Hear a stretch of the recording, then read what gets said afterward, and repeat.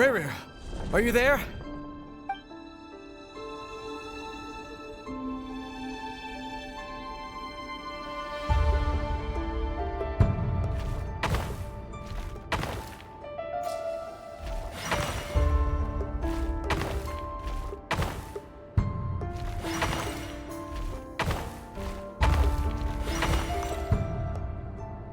Hey, Rerir! Come out, it's urgent! Dane? What's wrong? Quick, come with me. I'll explain everything once we've met up with the others. Okay. I'll come. But the Lindis is still over at the Universitas. I'll need to leave her a note. All right then, but make it quick. I've never seen Dane so worked up before. Whatever this is, it must be big trouble.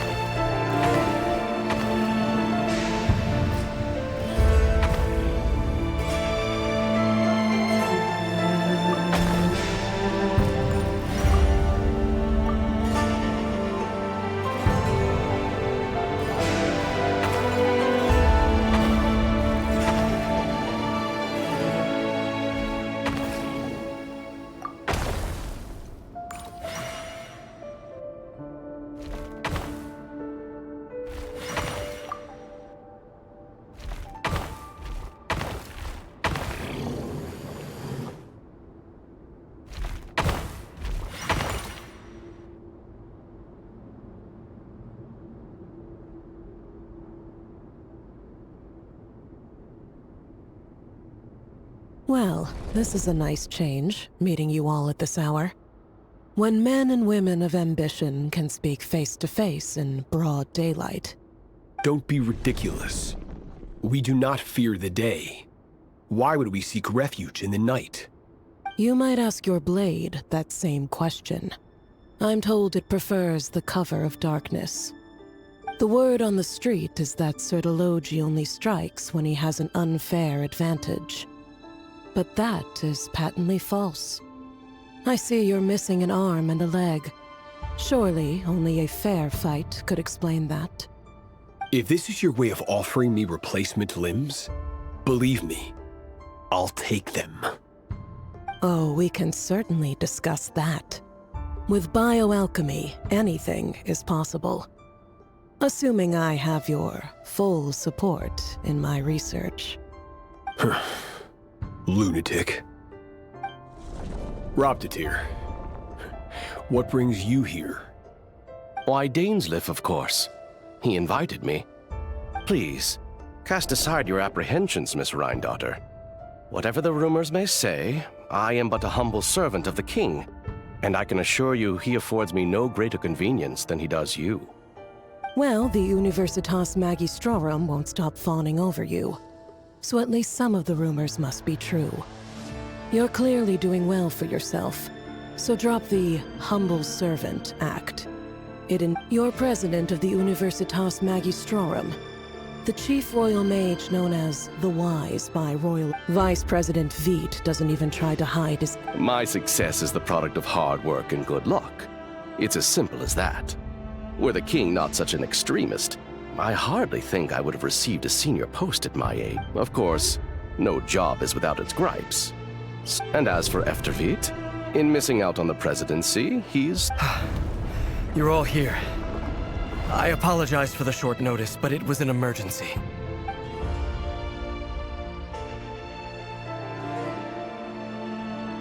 You must be Rerir. Mr. Sertologi. Yes, I handled your case file during your sentencing. Nothing personal, of course. I'm pleasantly surprised that you remember me. You're clearly a person of substance if you've been invited here. But Dainsleif, you'd better have a very good reason for convening this little gathering. It's my brother, Vedafenir. After he spoke at the court this morning, the king was so infuriated by his words that he had him blinded in both eyes and thrown in prison. Vedafenir in prison? Strange. I thought the king trusted him and Heroptatir more than anyone else in the world. Does this mean the king's circle of trust just got even smaller? It has nothing to do with trust. It's about what the king wants, which is as clear as day to anyone paying attention. I simply appease him, because it's in the best interests of the Universitas Magistral. And also because you're slimy. Vedafenir, perhaps less so. But still, a visionless visionary? It rather inclines me to think that qualifications are not what get you ahead in Conria. Do you honestly think this is an important discussion to be having right now? Dane, what are you planning to do? Rescue Vedafenir, I assume. Correct. It will mean storming the palace by force. Tonight. I need all of you on my side. That's far too dangerous. And don't forget, Dainsleif, you're captain of the Royal Guard. You swore an oath to the throne. You've been planning this for a while, haven't you? I have no desire to commit treason. But whatever critique the king may have of Vedafenir, disfiguring your most loyal subject for putting the best interests of his court and nation first, my blade will force the king to see the error of his ways. So, Vedafenir's prophecy enraged the king. I'm sure it wasn't what he wanted to hear, but if he won't take counsel even from the visionary, the extent of His Majesty's madness is now all too clear. You have noble ambitions, Dane, but I'm afraid they don't do much for a guy like me. A letter of pardon? For whom? Thelindis? The chances of the Vinster King issuing a pardon for anyone connected to the Crimson Moon.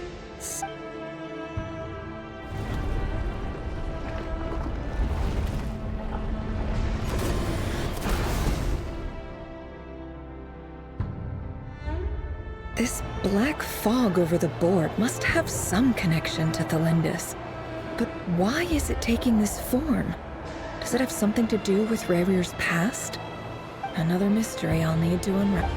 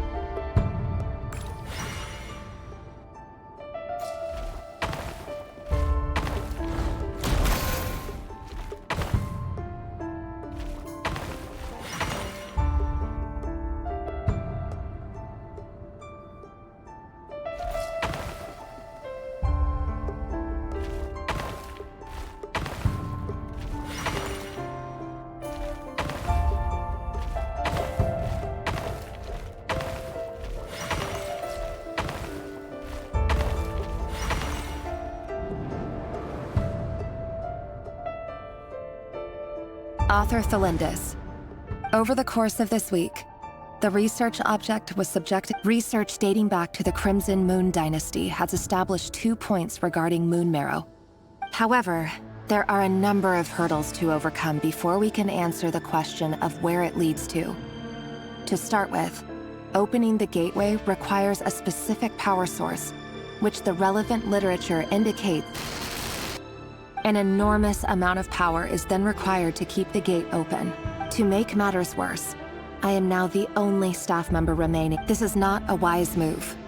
I have always maintained that placing all our hopes in a single source of power is risky, especially one as poorly understood as this. I apologize if this comes across as disrespectful.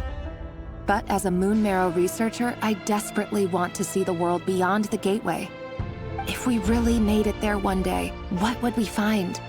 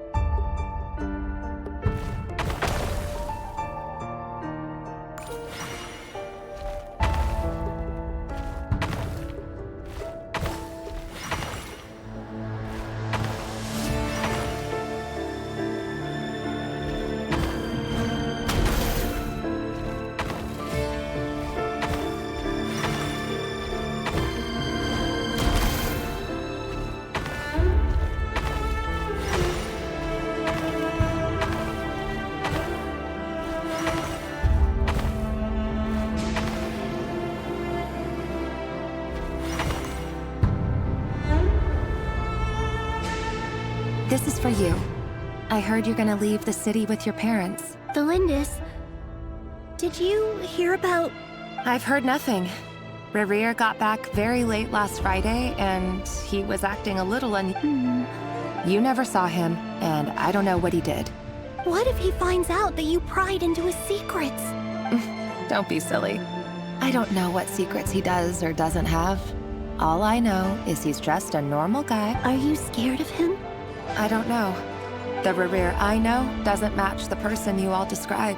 Logically, I should be scared of him. But enough about that. You should get going, and be careful with the... What's in it? A piece of the moon. All you need to know is that as long as you keep it safe... A red moon? You mean... our moon? That's right. Our moon. Promise me you'll look after it. I promise, Thelindis. The Crimson Moon bloodline will never die out. Its light, the color of blood, will become like a fire that flows in our veins. no matter how long it takes.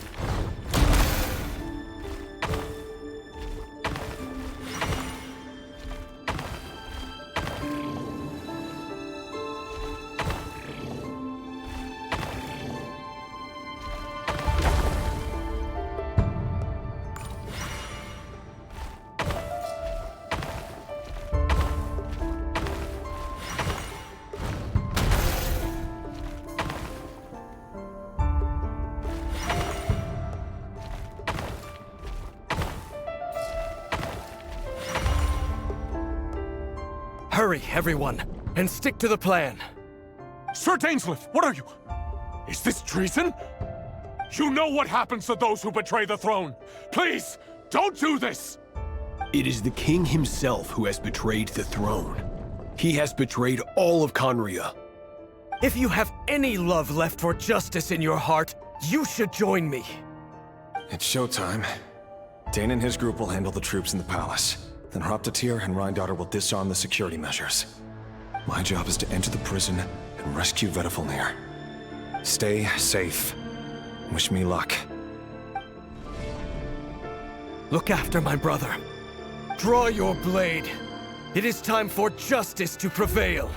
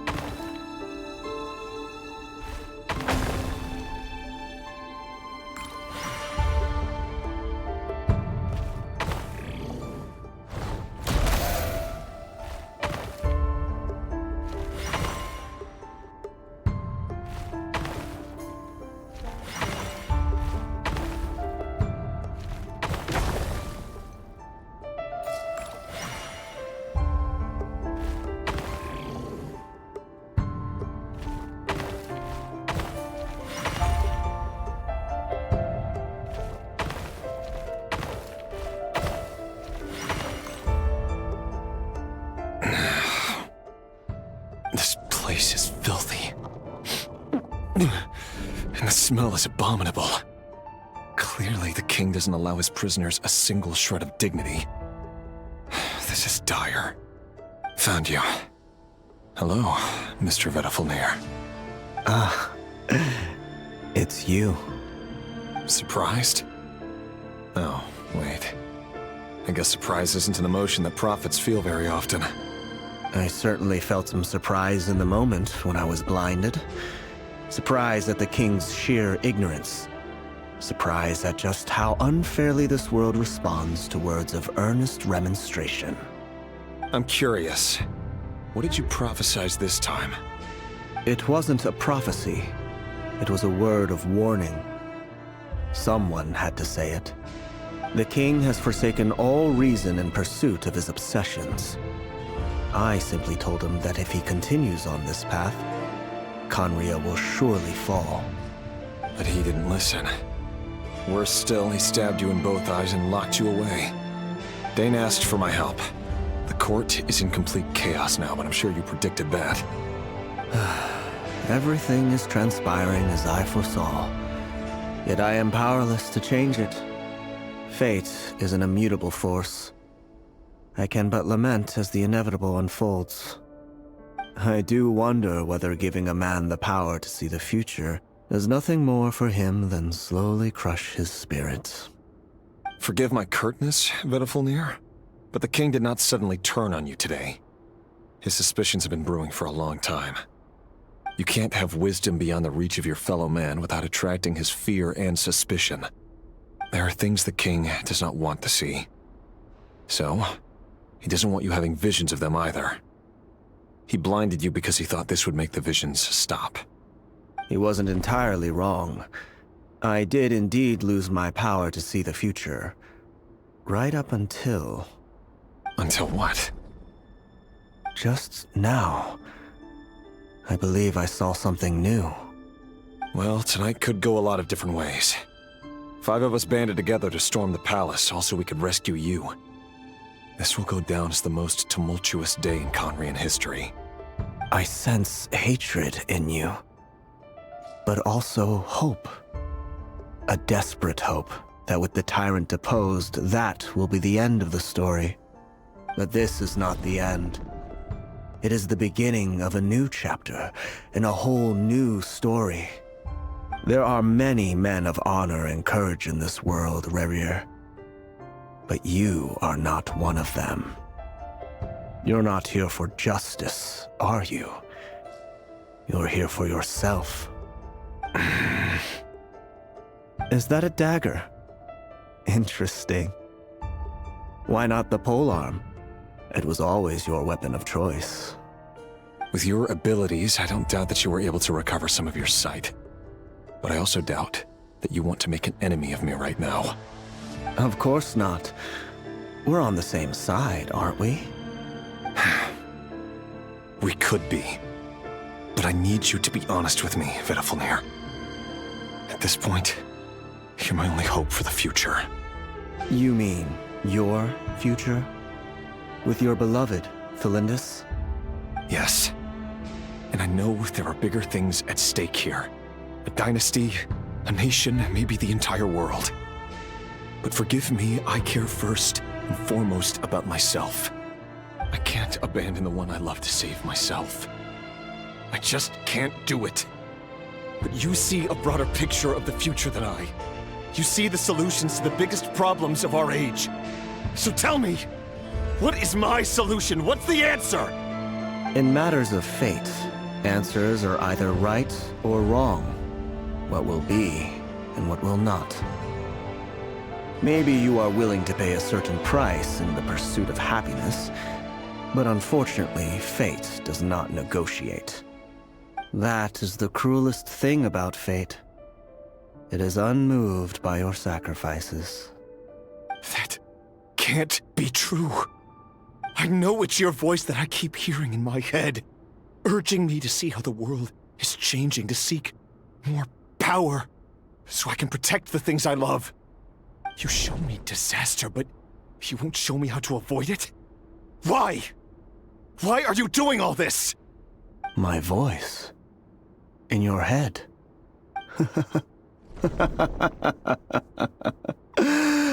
So, you hear it too? The voice that steals your mind, gains your trust, and drives you crazy. It turns out that we are not so different, you and I. v.Luna just broke into the strangest smile I've ever seen in my life, as if he'd discovered some monumental secret. But then he suddenly switched to looking extremely weary. Very well then. My advice to you is as follows. You must persevere. Whatever trials and tribulations you may face, be steadfast in the belief that they are your path to the future. For as long as you live, your story with Thalindis shall not come to an end. That is the only chance you have of fighting back against fate. It is up to you whether you believe my words. Regardless, that is all I will say on the matter. I have no right to intervene any further. I will hold you to your word. Thank you for setting me free. In return, I will tell you one more thing that you cannot afford to ignore. Just then, a strange wave of energy rippled through the city. We had no idea what it could mean. If I were you, I would head to the Universitas Magistrorum. The Universitas? Oh no! I'm sure we'll be seeing each other again very soon, Rerir. Whatever v.Luna said, I didn't catch it. I didn't even help him out of the prison. There was no time to lose.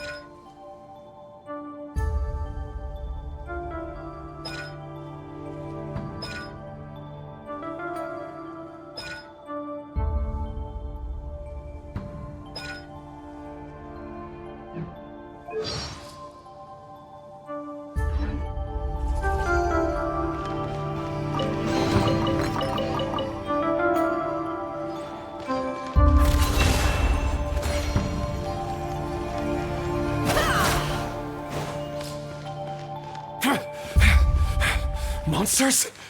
Is this Rhindaughter's doing? Or the Universitas Magistrorum? Out of my way!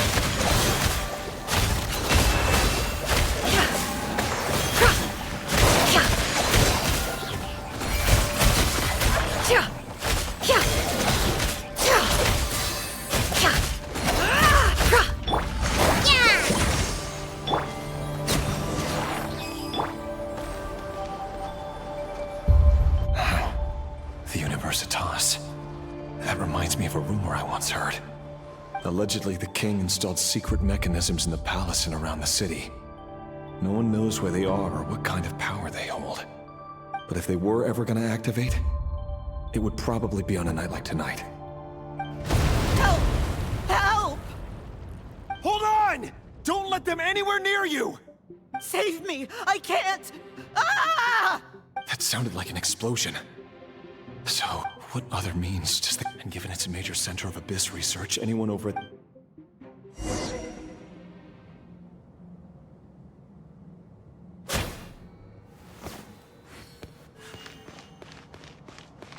No more lies. It all falls into place.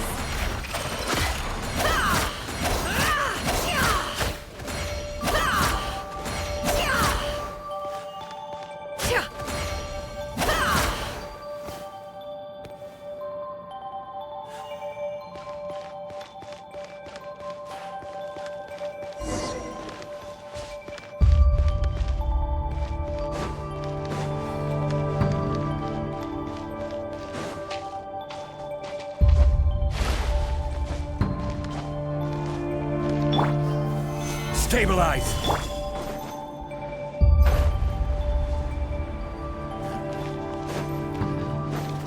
With one heart, we pray. Hold the line! Can't hide the truth. Time to come clean. The mystery unravels. Time to come clean.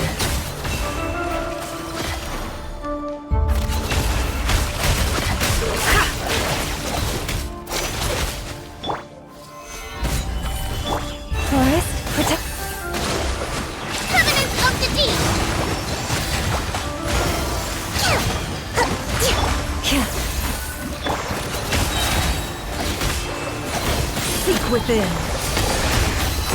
Let's see what you're made of. No more lies. Leave this place. By the frost. Allow me! It all adds up.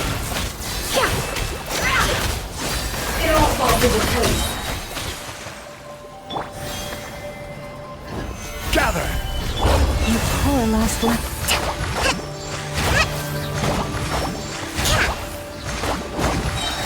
Billowing surge!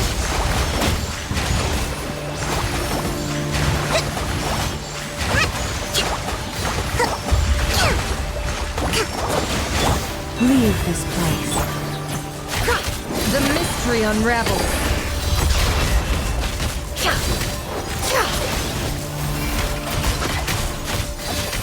Let's see what you're made of.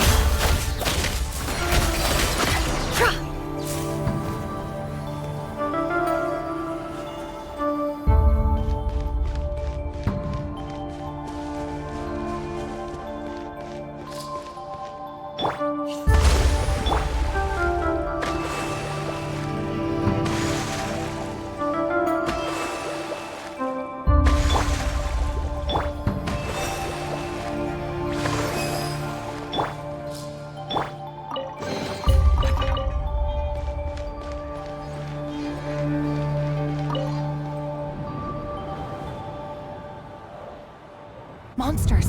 At the Universitas Magistrorum? Why now? Oh no! They're coming! It's no use. The table won't hold out much longer. The weapons. Where are the weapons? Of course.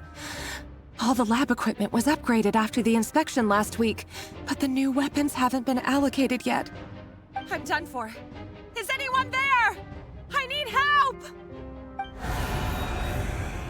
Ah! Stay back! Please stay back! Please!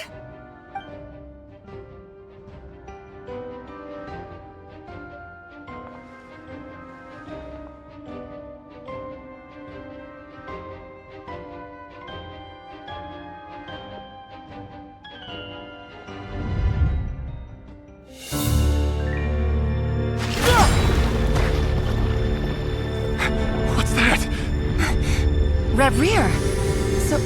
So the rumors about your work are true. What? No! Listen, something happened at the palace tonight. We have to leave! You don't need to lie to me anymore. What do you mean? I know why you're worried, and I will respect the decision you've made. But it's okay, because I found a solution. I know how to end all this. You can have it back. The normal life you so desire. But until then, I'm afraid our wedding will have to wait. Cylindus? No, don't do it! Cylindus! Cylindus!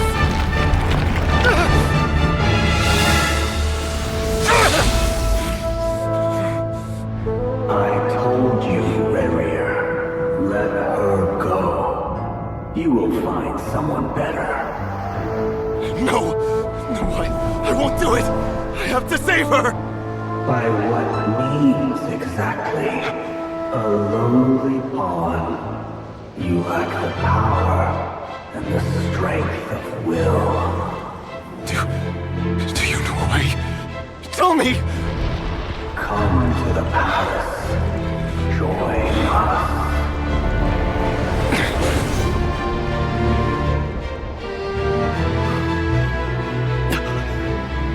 Rerir, thank goodness we... Step forth and take your share.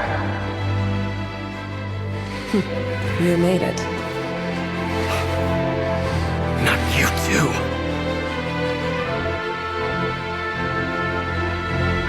Hatred or grief, despair or desire. We all have our own.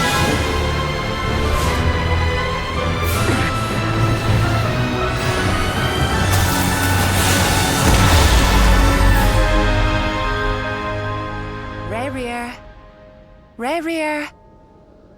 Cylindus? Were you daydreaming?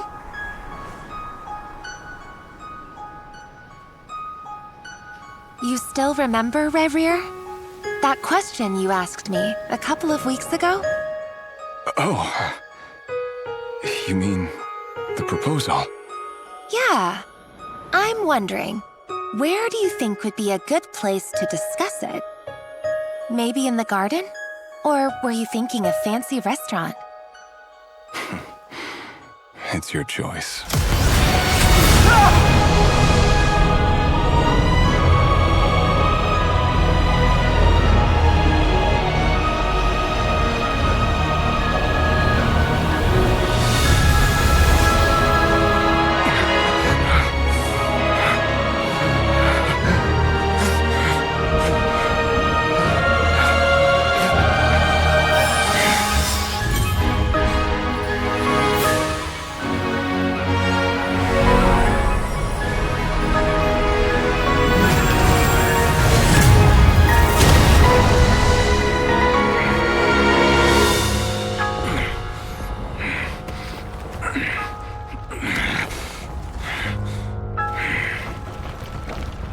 I will find you.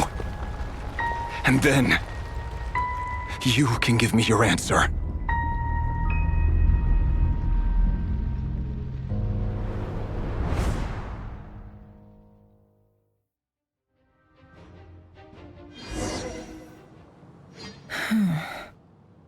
So that's how the Raker of Solnari was born.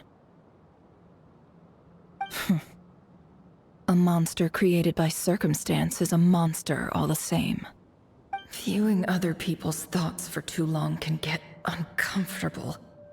Right now, I'm feeling a strong sense of loathing. In a nutshell, the story of Conria is what happens when the truth falls by the wayside. Everyone tells little white lies, and time to get back. His past is filled with sorrow, but the tale of any fallen civilization is one of endless tragedy. Cruel as it may be, that was Conria's fate.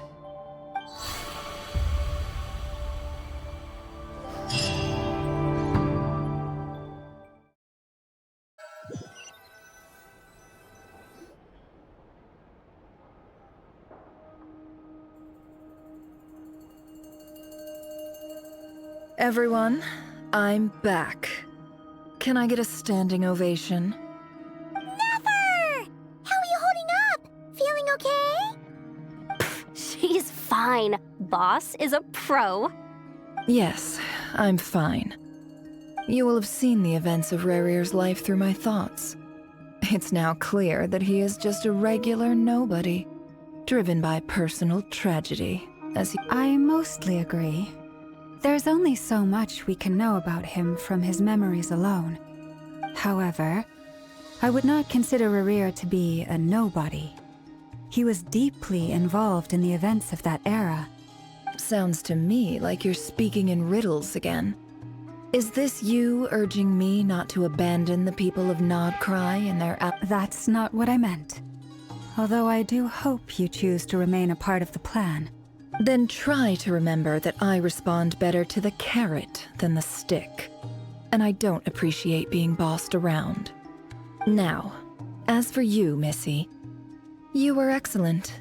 You stuck to the rules of the ceremony and kept your mouth shut the entire time. Cool!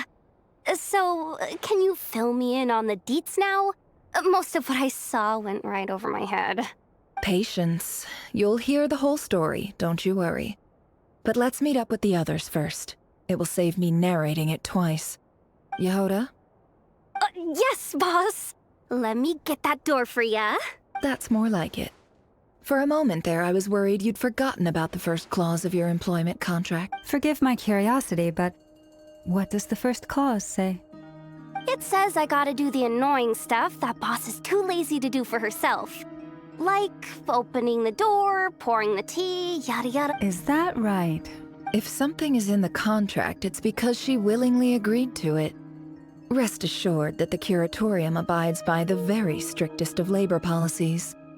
You don't seriously think I'm cruel enough to treat her like my slave. In any case, I've hardly shied away from my share of the work today. Hope I don't catch Flint's and Varka lounging about in their chairs, enjoying a leisurely cup of tea.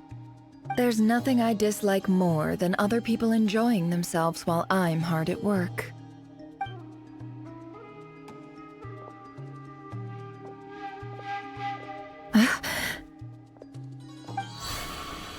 Oh no.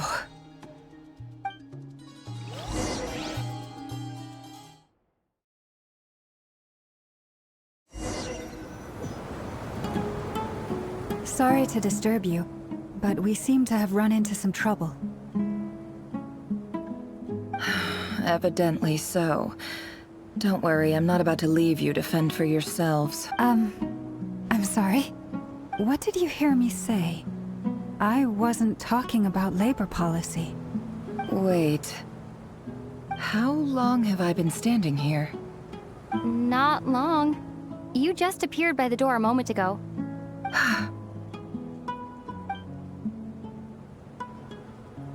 Boss, what's wrong? You look like you've seen a ghost.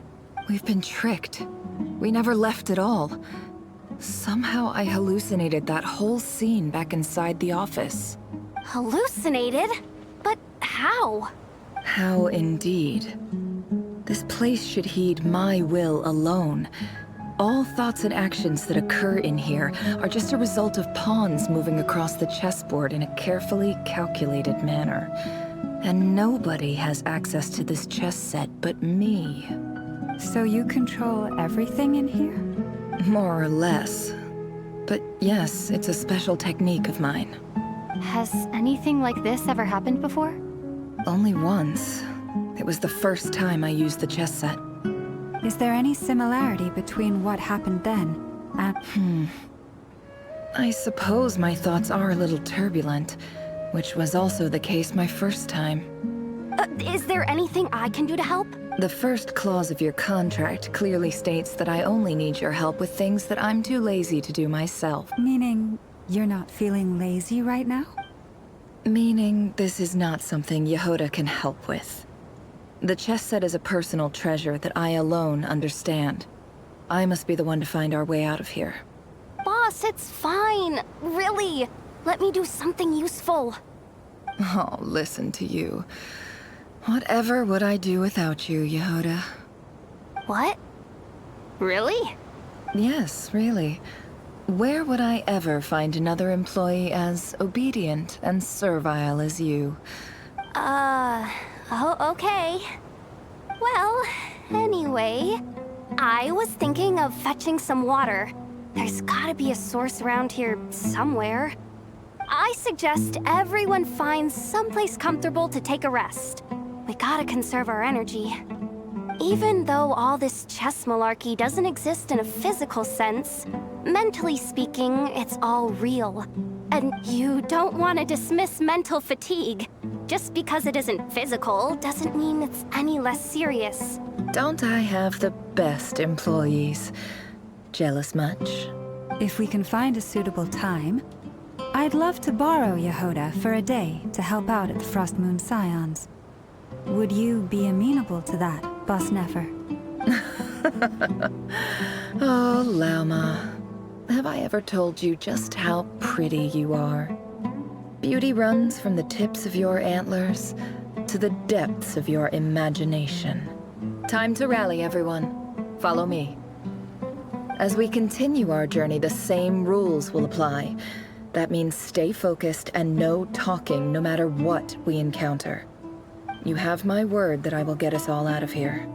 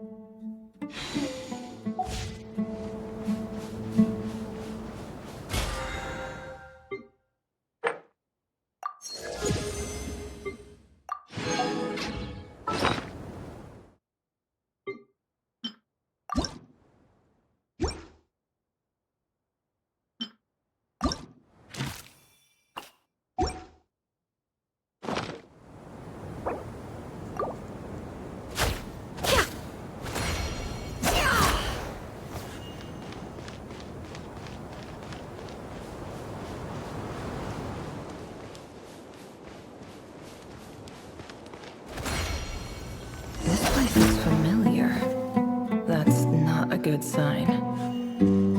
There's someone up ahead. Time for a little chat.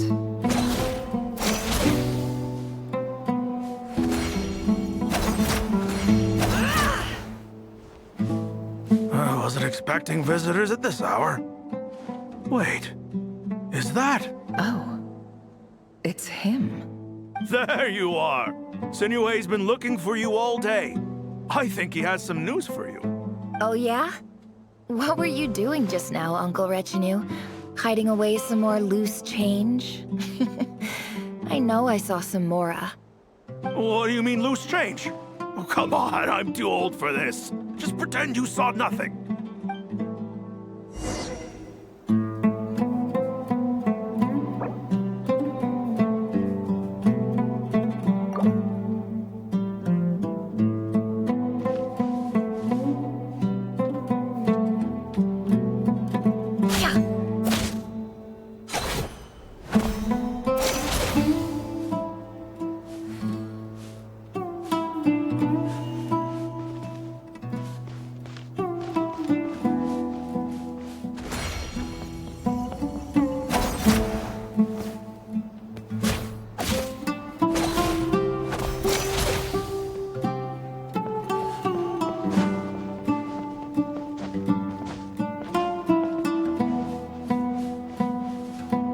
Hey, kid. Mind telling me what Sinuhe's been up to recently? I'm trying to get in his good books and I need a way in. Get in his good books? Why? What do you want with my dad, Uncle Apepi? I've written a new song. I was hoping to showcase it at the next festival, but I'll need his approval. A new song, huh? I'd love to stay and listen, but unfortunately, Uncle Retinue says my dad's looking for me. Well, there's plenty of time and I'm not going anywhere. See that pile of stones? I'll be sitting there warming up my vocal cords. Come find me when you're done. Pile of stones. Got it.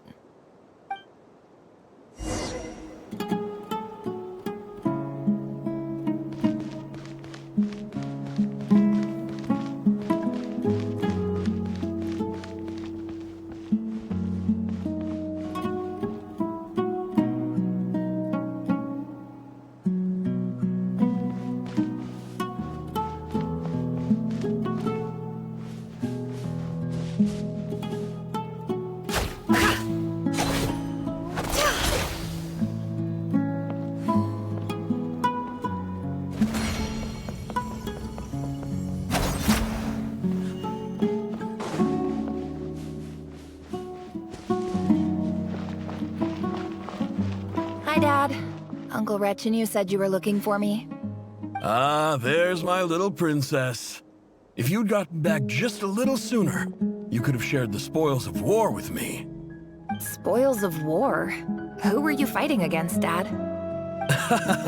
It was just a figure of speech. The aftermath of a sandstorm is no time to be waging war. I was talking about our war against thirst. I went out to fix our water supply problem, and now I'm back. Which means... We have a well again! That's right. I found a new one and brought back as much water as I could carry. It should last us for a good while. If it wasn't for these blasted sandstorms, our wells wouldn't be caving in. You wouldn't be spending all your time out searching for new water sources. As the chief of our tribe, I'm supposed to be leading us out of hardship and poverty, onto better things. You know how prosperous our ancestors were. I've told you all the stories. And look at us now, squeezed into these hovels. No one would choose this, if it wasn't for the endless wars over the years. But things are looking up. I started working with some folks from the academia a few months back. They gave me some contacts in return for my assistance in the desert. So you're the academia's helper now? Special ambassador, they call it. Think of it as a partnership. It's nothing bad, okay? We've been isolated here in the desert for too long. Seeking opportunities elsewhere is the best thing for us, and the fastest way to progress. So, do you get anything good out of being a special ambassador? Of course. My luck's improving all the time. One day, I swear I'm gonna lead us out of this place. We'll find somewhere new. Somewhere better.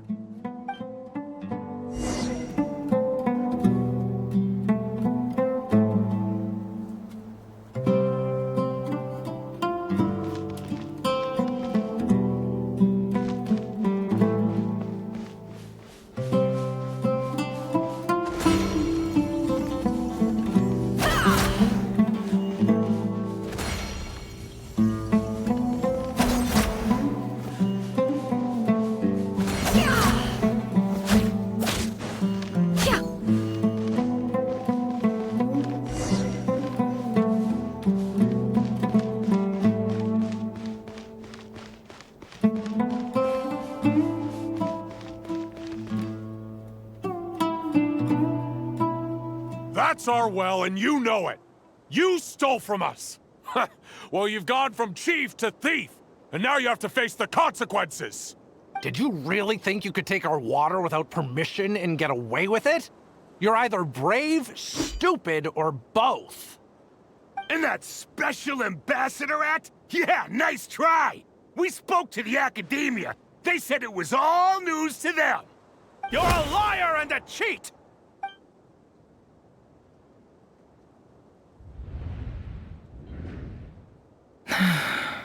I heard Yehuda gasp, but I don't blame her. Most people are terrified by the sight of blood. Corpses strewn across the ground. The wounds are clearly from scimitars and daggers. The desert dwellers' weapons of choice. There's a handwritten note on the ground. Halil, this is Sinuhe, chief of the Shimti tribe. Surely you remember me. I was the one who helped you and your colleagues avoid the— This is my second time writing to you. I assume my last letter must have gotten lost in the mail, as I'm writing to you because I need some help. That sandstorm the other day completely blocked up our well. Praise the gods. The well of the Eob tribe was intact. It was my last resort. You told me to write to you if I urgently need you to formally recognize my title of Special Ambassador, and this is an emergency. Looks like this letter never got sent. The writer died a grisly death, and the letter was trampled into the ground.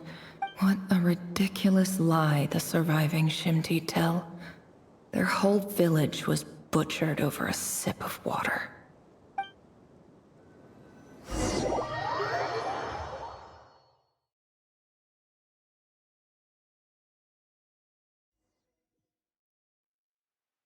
Ah, officer.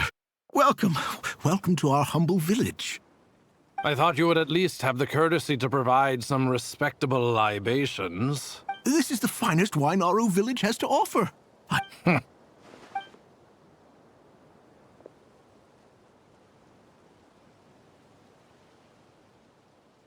The Academia has agreed to reserve a single space for a candidate from your village. But I remain skeptical of this entire endeavor. I highly doubt anyone in this desert possesses serious academic potential. Please, have faith. If not in us, then in our god. The child we found shows great promise. I beg you, take her away from this place. Give her a chance. Don't let her talent go to waste. I don't recognize her. No. She showed up here a few days ago, and we took her in. She's a really bright kid. Please help. So, where are you from? Nowhere special. Just a sand dune. What about the rest of your family? How many of you are there? Just the one. It's only you? Correct. So, no brothers, no sisters, no mother or father? Any who have slept on a bed of sand, I call my brothers and my sisters. Apart from that, I have no family. All right. Get over here. Sign your name on the form.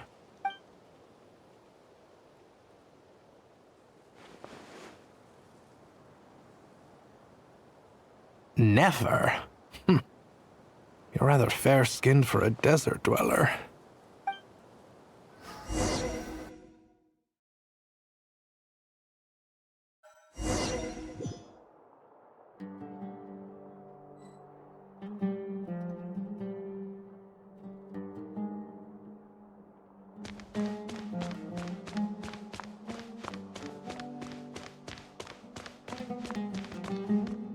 No more lies.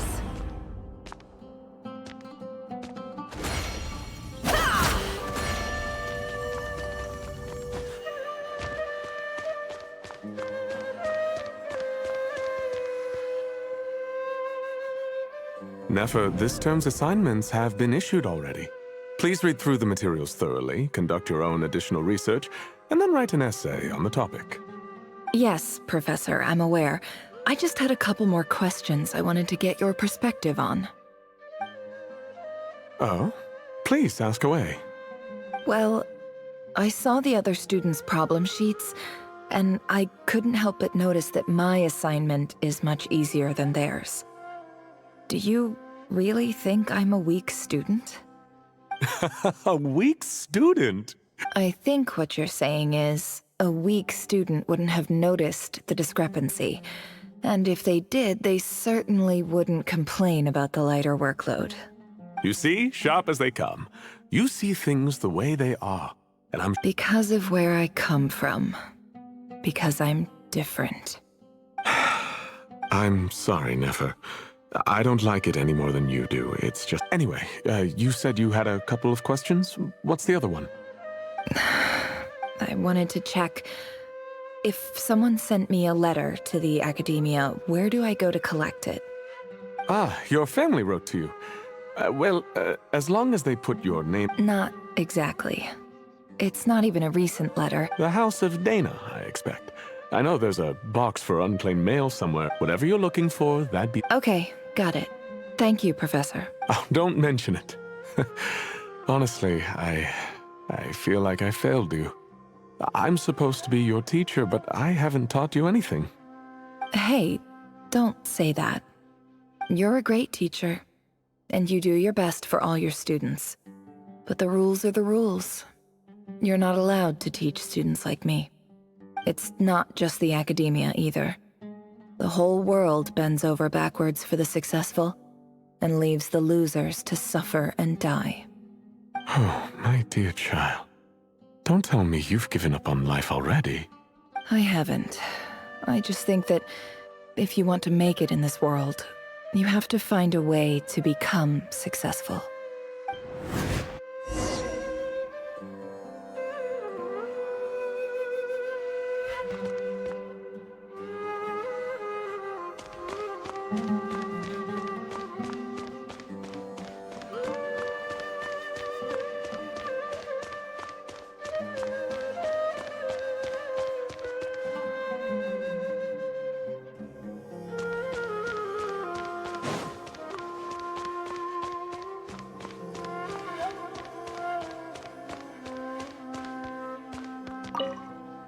This must be it. A big cardboard box full of... Let's take a look.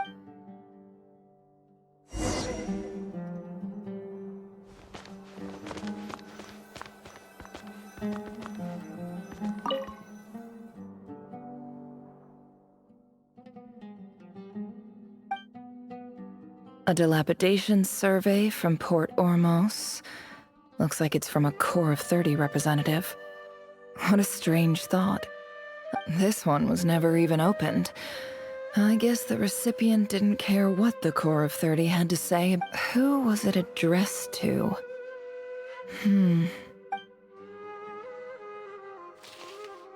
This one is addressed to the Immorta Sage. Guided by the incense, in clinical terms, these symptoms fit the description of, for example, This seems like something the academia would... Wait. The note says, the sender authored this letter while under the influence of mushrooms. I would send it back, but... This next one is addressed to Grand Sage Azar? A few words of protest. In recent years, however, it appears to me, as well as receiving dumb education is the fundamental as Grand Sage, policy I do hope you will give some serious great and the sender is... Huh? Sage Cyrus of Spontamod. I didn't realize anyone else even knew how bad students like me have it in this place. So this is where letters from the Sage of Spontamod end up? Nice one, Grand Sage. Whatever. I'm not exactly holding out hope that a letter sent from the... I can't believe how much discarded mail there is. I don't believe for 1 second that any human being has sat... Wait. Could this be it?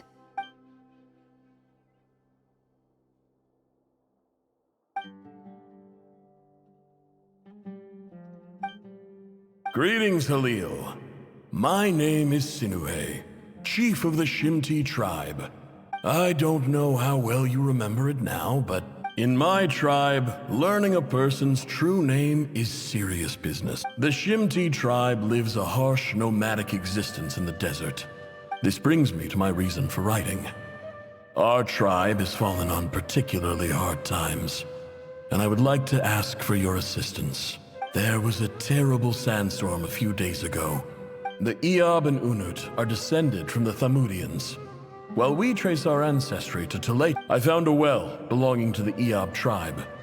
They declined. When we met, you assured me that you would be... That aside, the last time you were here, you mentioned that the academia had started accepting students from the desert, and I told you a little about my daughter, Nefer. We have next to no resources here in the desert, and my power and influence are limited. From the outset, the academia never took you seriously. Those things they promised were just empty words. I doubt they even remember the name Sinuhe. And you were so emphatic that your luck had finally changed for the better. You swore you'd lead us to a better place one day. You liar. You lied about everything. You promised the world and delivered on none of it. And who fell for it? Just me, by the looks of it. Which makes you a pathetic liar. You weren't even any good at it. I think I'll take over from here. Let me show you how it's done.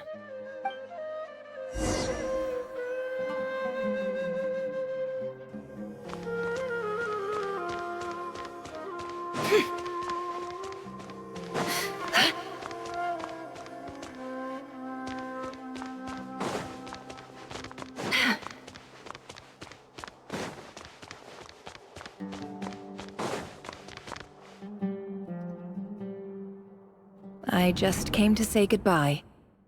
Thanks for everything you've done for me in my time here. Nefer? You packed your bags. Where are you going? I'm quitting. Something's come up in my hometown. Gonna head back and deal with it. Huh? But this was a hard-won opportunity for you. You know— It was. But it doesn't matter. I have more important things to deal with, and they can't. Oh, and I didn't want to overfill my bags, so I left some incense on your desk. What's wrong? I thought you liked incense. Although, I did read somewhere in the House of Dana that it has hallucinogenic effects. Don't use it all at once, all right? Isn't this the stuff you brought from your hometown? You're just letting me have it? But you said it's a rare and valuable commodity. Yeah, about that. I lied. It's not rare at all. There's this bunch of ruins near my hometown that are practically overgrown with this plant. It's not worth much. Keep it, it's fine. But Nefer... All right, that's all from me. You take care.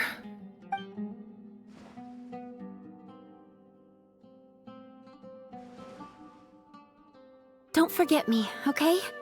I mean, We're more than just classmates, right? Yeah, I'll remember you. I lied again. That incense is worth a fortune, and it's a rare find even in those ruins. And as for remembering her, I have far too much to do when I get back. No time to reminisce. I'll be lucky if I even make it through this alive. But either way, I expect I'll forget you pretty quickly.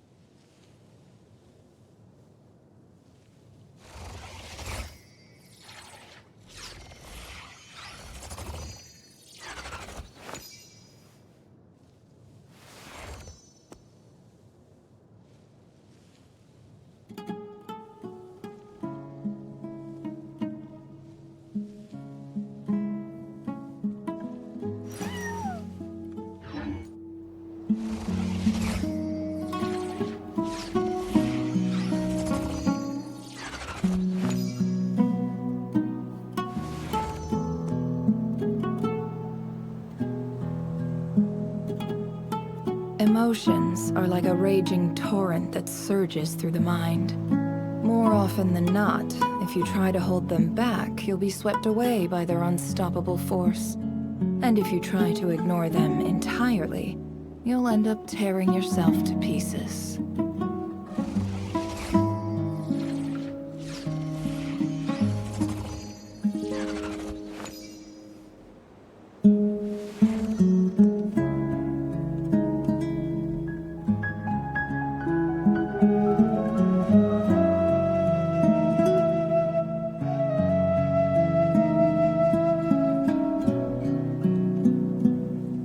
Why does Ashru sit up on the counter?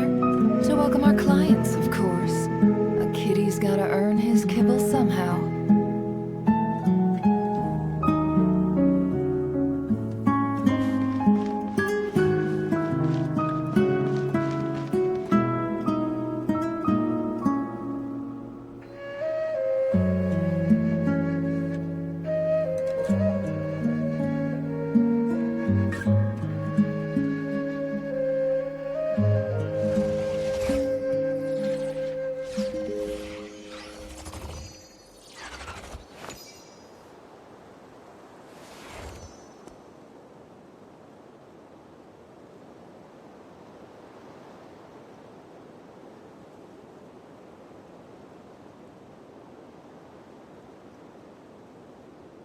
Emotions are like a raging torrent that surges through the mind. More often than not, if you try to hold them back, you'll be swept away by their unstoppable force. And if you try to ignore them entirely, you'll end up tearing yourself to pieces.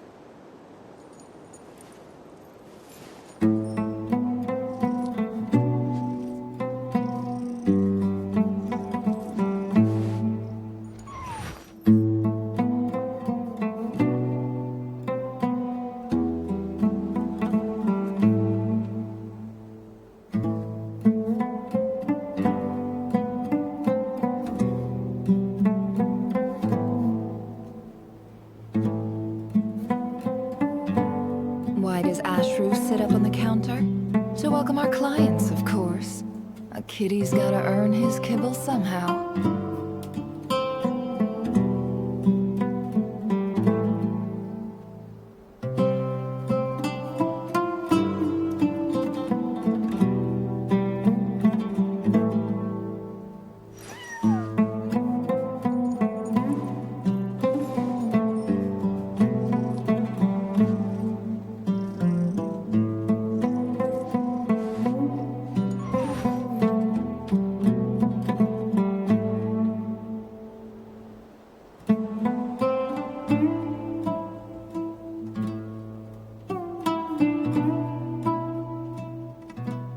Emotions are like a raging torrent that surges through the mind.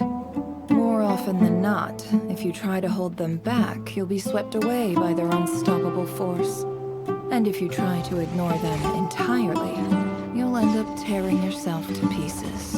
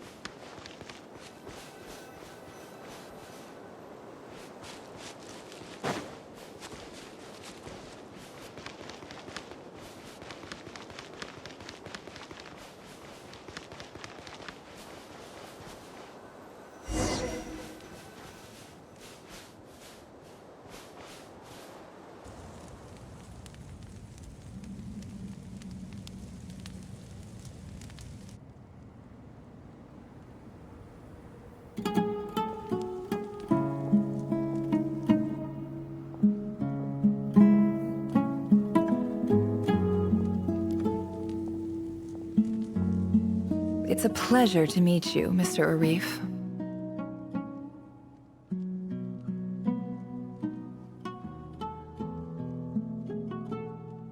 So, what does the Academia want? Since they've sent their special ambassador, I assume there's a big business deal to be made. If not, I'd be very disappointed. Please, sir, lower your blade. You're lucky I'm the one they sent. Not all special ambassadors share my admiration for the Eab people. The ever-shifting balance of power in the desert reduced the once great civilizations of this region to rubble and sand. But the story of the Eab has a very different trajectory. Others grew weak, but you grew strong, beginning in obscurity and moving to prosperity. You're the only ones who defied the trend. Huh. So, you do know who you're dealing with? This well is the perfect symbol of your strength, is it not? It used to belong to the Unut, but it looks like you have control over it now. You're not wrong. But I'm sure you didn't come all this way just to flatter us. Of course not. I came to bring you some very good news. Some information that recently came to light, which might just be your ticket to freedom. Records uncovered by the Vahumana Darshan show that a certain well currently under Eab control is built on top of some ancient ruins. These ruins are of great archaeological interest to the Academia. I checked the map carefully on my way over here, and I'm confident that this is the well in question. The Academia is offering 50 million mora in return for excavation rights. 50 million? No, wait. If these ruins are as important as you say, 50 million's a little low, don't you think? Don't get greedy, Eab. We know far more than you think. We know that you seized this well by force. Wasn't that the first step in your rise to power? To drive away the Unut and steal their water supply? So what if it was?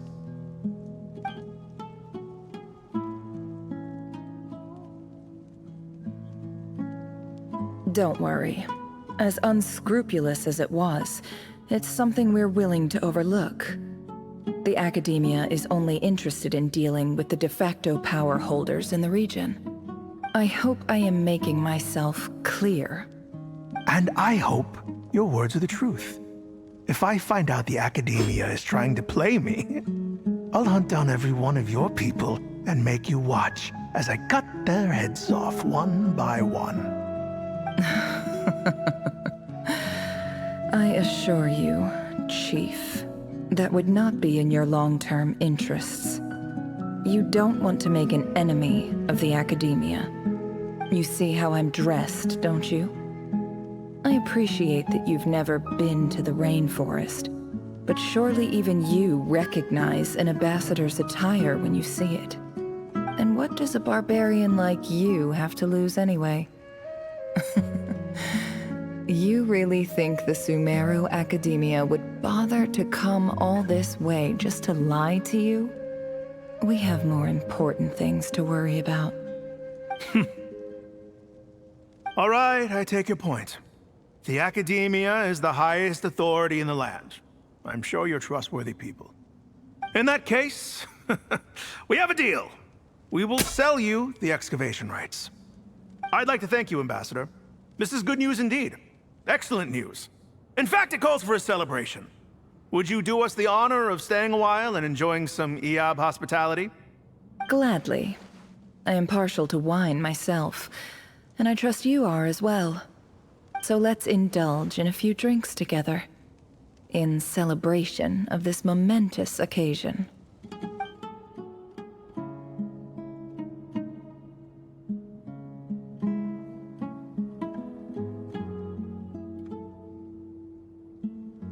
Chief! Chief, it's an emergency! It's the Unut. They've taken the well. What? Well, don't just stand there. Take it back. Yes, Chief. I have every confidence in the Eab's military superiority, and yet... Well, what is it? The Unut's response was alarmingly fast. The day after we reach a deal, they seize the well? This can't be a coincidence. Perhaps there is a traitor in your midst. I don't think so. I am obliged to remind you, Chief, that the Academia will only deal with the de facto power holders. If you cannot regain control over the well, I'm afraid you won't see a single mora of that 50 million. No! Please, Ambassador, just give me some time. I swear the Unut will not get away with this. That well is ours, and so is the mora. Glad to hear it. I will wait here for an update. If there is a traitor, I will find them. In the meantime, make yourself at home. I'll report back as soon as I have an update. Much obliged. Wow. All it took was a few words and I've got him wrapped around my finger. What an amazing feeling. So, in summary, Ambassador, the Academia would rather negotiate with our tribe instead of the Eab, yes? The Eab are ruthless murderers who don't listen to reason. And now they have the gall to interfere in our research projects in the desert region. So let me ask you, Chief, if you were the Academia, what would you do? Kill them all, of course. Precisely. The Academia does not tolerate those who stand in our way. The Eab have held back our academic pursuits for too long, and our patience is wearing thin. At the same time, there is simply no way that the Academia can be seen to be intervening in desert affairs. I'm sure you understand where I'm coming from. We have our own rules out here. If the rainforest dwellers raised arms against a desert tribe, it'd start a bloody war. Right. We can't confront them ourselves, but we can support their enemies. The Unut have always had strained relations with the Eab, which makes you our natural allies. Natural allies. Weren't the Eab your allies once? You were quick to send them after us to protect your interests back when we stole that water. And now look at you. You're at each other's throats. Let me be clear. The Academia wishes to collaborate with the legally recognized rulers of the desert in this matter. We are asking for excavation rights to that well, and our offer is 50 million mora. Say no more. Good. Then I suggest you get to work. Get us access to that well, and the mora's yours. You see, Dad? Lying is easy when you know how.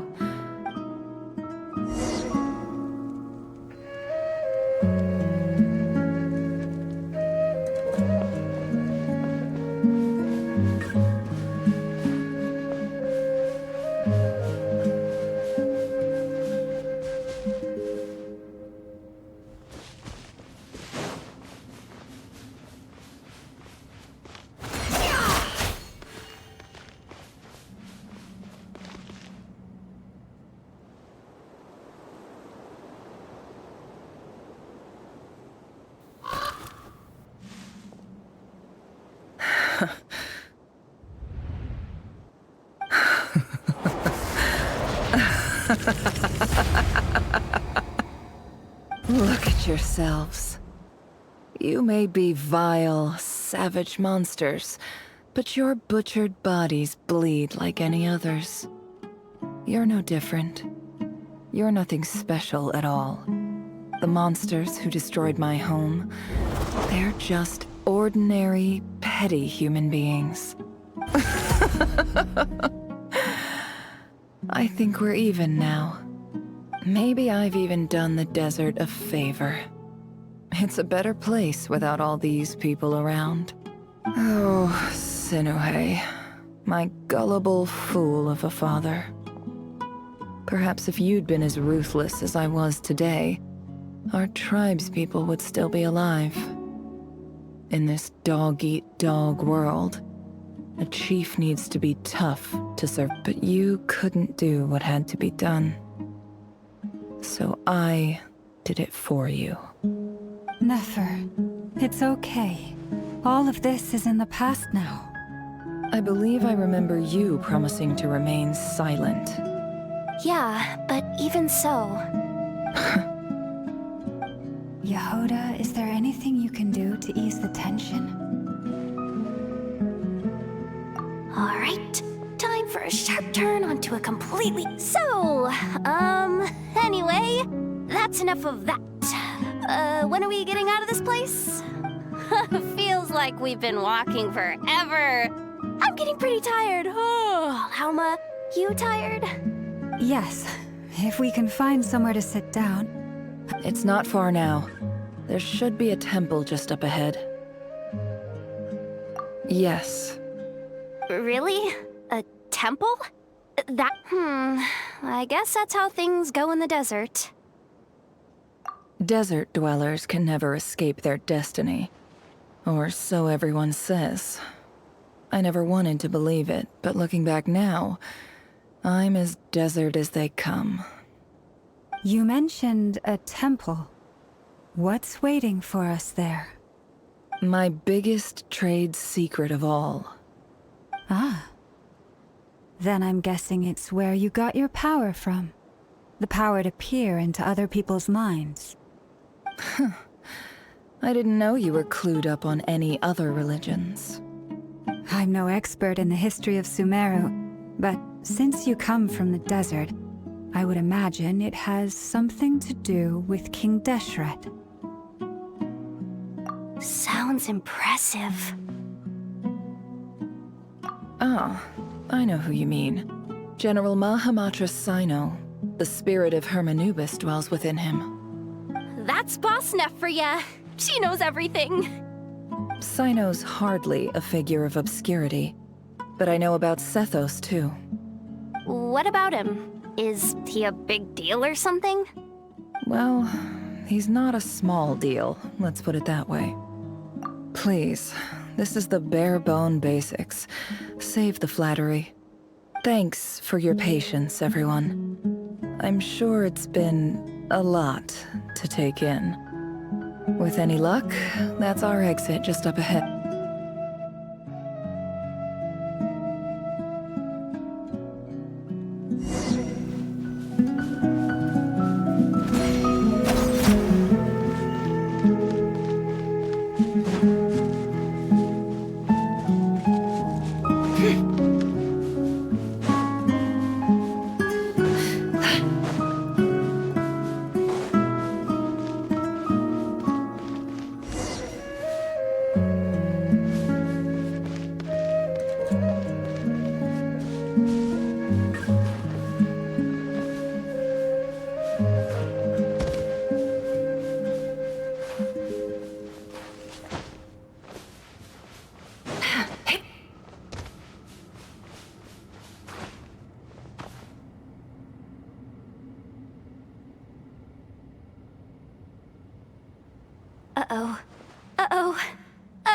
I'm totally out of my depth here.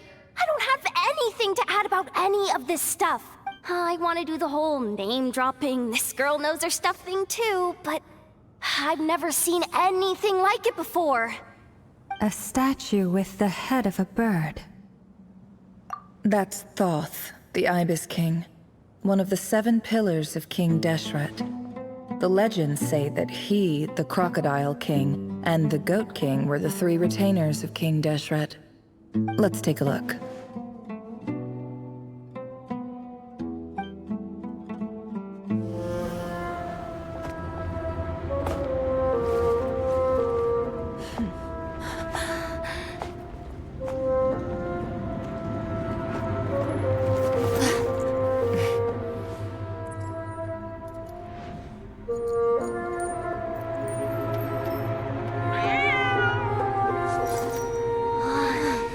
It's just Ashru. So, all is well?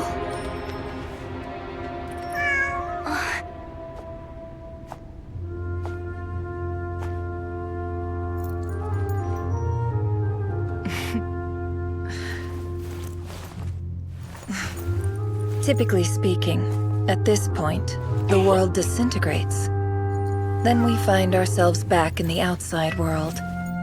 Besides, these are my memories. There's nothing to fear. You're sure? Of course. It's almost over.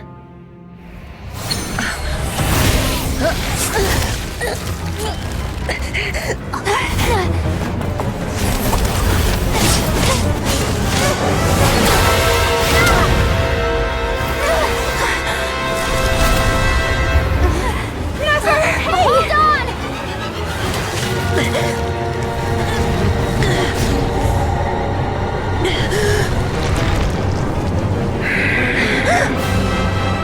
Knowing too much is always a death sentence. Speak for yourself.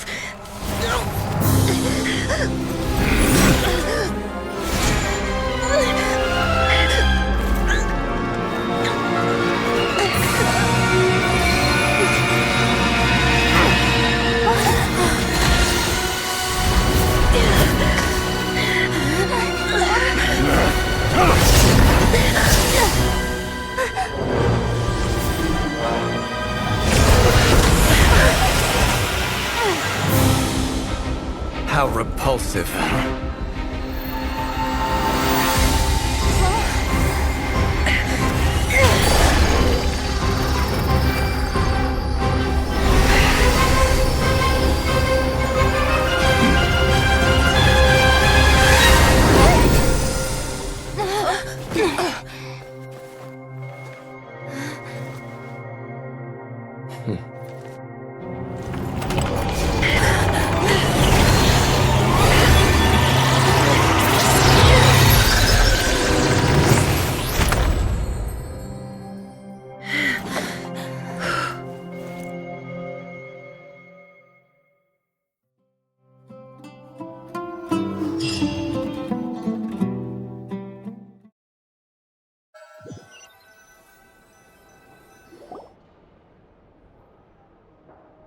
Timed that pretty well, didn't I? It's okay. I'm just glad no one was hurt. Paimon noticed you doing something too, Dainsleif. Were you helping get them out? Of course. When I asked Nefer to conduct this investigation, I had a duty to ensure your safety. Good to know your sense of justice is still intact after all these years. I take that to mean that you saw the truth. That comes as a great relief. I certainly did. And thanks to your help, I also managed to trap Rerir inside the chess set. Whoa, really? How'd you manage that? Well, to be honest, I sensed that something was wrong long before we made it to the temple. By using this fragment to probe into Rerir's past, well, the monster formerly known as Rerir. But how did he track you through your thoughts alone? Rerir was a secret agent who reported directly to the Vinster King. No wonder. He infiltrated the chess set, read my thoughts, and built a new virtual chess set inside of it. That's why we weren't able to leave at first. Speaking of your chess set, it's quite a remarkable item. Would I be right in thinking you have some connection to King Deshret? You overestimate me. I only have a connection with one of his underlings, the Ibis King. You all saw how this came to be. A long time ago, the Iab massacred my tribe, the Shimti, in our home village. A few years later, I enrolled in the academia, where some new information came to light. The Unut and the Iab fought a bitter battle over the rights to a well, all for the sake of the final blow to the Iab came at the victory feast, when having gotten my revenge, I returned to my hometown, where, as I stood there gazing at the temple, I noticed a cat just outside. This cat, as it turned out, was home to the spirit of the Ibis King. This chess set is my gift from the Ibis King. The chessboard within is made to the same specifications as the one in the mausoleum of King Deshret. With this chessboard in its container, I gained a certain ability to perceive hidden secrets. Every god plays favorites. Their hearts are as fickle as any humans. It is the same with all powerful forces. If you're alluding to the Abyss, then yes, I agree. Gather the others. It's time to share everything I've learned.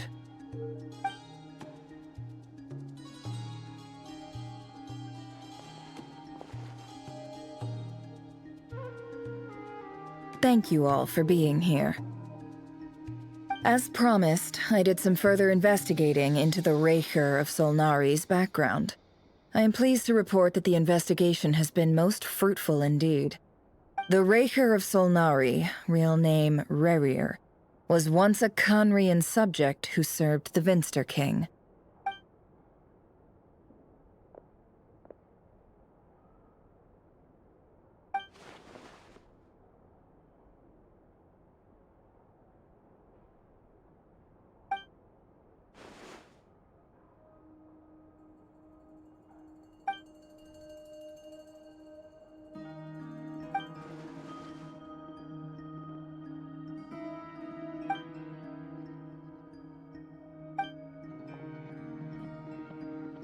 So that's why he's so obsessed with the moon. A tragic tale, to be sure. But it does not excuse his many transgressions. No matter how much Rerir suffered in the past, the fact remains that he is what we know today as the Wild Hunt, wreaking havoc upon innocent lives in Notcry. He becomes more dangerous with each passing day. If left unchecked, it is simply a matter of time before all of Teyvat suffers the consequences. A question for Miss Columbina. Forgive me if this is presumptuous, but have you ever seen the spatial gateway that appeared in Rerir's memory? Never. But I have heard stories of something called the Moon Gate. Miss Lauma, any thoughts on this? In the lore of the Frost Moon Scions, the moon is believed to hold many secrets. The term Moon Gate is one I have heard before. But as is the... Then back to Miss Columbina. As a moon goddess yourself, do you have some idea of where the Moon Gate leads to? Not at this stage, sorry. I do hold the power of the Frost Moon, and my strength is recovering well. But there's more to the power of the Frost Moon than that? Yes. A moon goddess has the right to open the Moon Gate, since it is a path to the moon. And right now, I need to conserve my energy to fight the Raker of Solnari. I agree. Better to save your strength. But if you'll humor me for a moment, I have a bold conjecture of my own regarding the world beyond. I highly suspect that neither Tholindis nor Rerir made it through unscathed. With the abyssal power he wields, no ordinary foe can touch him, let alone tear him to shreds. And yet, the Wild Hunt proliferates wherever his scattered fragments lie. So your theory is that Rerir was physically torn to shreds by some powerful force? It makes sense to me. Explains why the Wild Hunt is so pervasive, and why he's been trying to piece himself back together. Without the power of the Abyss on his side, he almost certainly would have perished the moment he was torn apart. I could not agree more. The power of the Abyss is most surely a curse. It is a compelling explanation, and one that accords with my present understanding of Abyss creatures. Whether the life form in question is primitive or advanced, this raises some interesting questions. I will run some experiments, and see if there is any validity to my suspicions. That being said, regardless of whether my research bears fruit, I would like to thank Miss Nefer for conducting such a thorough investigation. Already, it has greatly enriched my understanding of the entity we face. My pleasure, Mr. Albedo. I too hope that the information I have shared today proves useful as we look to formulate the next stage of our plan. Hey! What is it, Dainsleif? You look really upset! It's just... when I think of the man I once knew as Rerir, I struggle to understand why things had to turn out like this. The two of you used to be friends, didn't you? I don't know if these words will bring any comfort, but my heart goes out to you. Mine too. We can never know all the hows and whys of the way things are. The moon and stars are full of untold secrets and lies, and the skies are host to many more mysteries than these alone. Yet, none of that can begin to compare with the complexity of human life. Those are the first comforting words I've heard in a long time. Thank you, both. Well, I think this is a good place to end today's meeting. I'm sure Nefer needs some time to recover. She's been through an awful lot today. That's very thoughtful of you, Lama. Of course. Sounds good to me. Take some time to rest and digest before we reconvene to nail down a plan.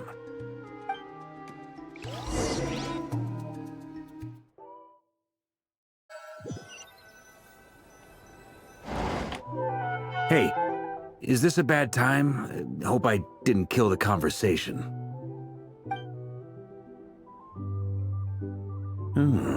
Nice room. Oh, I'm not coming in, though. Why not? It's just a hotel room. If it's all the same, I'll just stay out here. I might not look the part, but I'm technically a knight.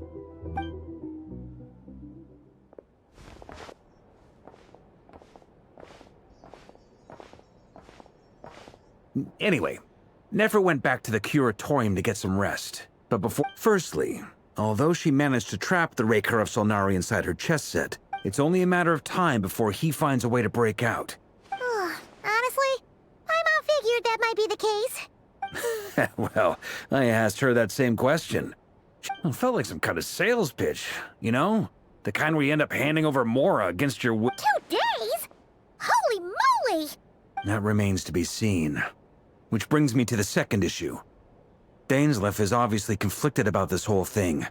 But given how little time we have, there's no way we can pull this off without his... You have some history with him, right? Do you think maybe you could talk to him for us? Great. I appreciate it. All right, on to item 3.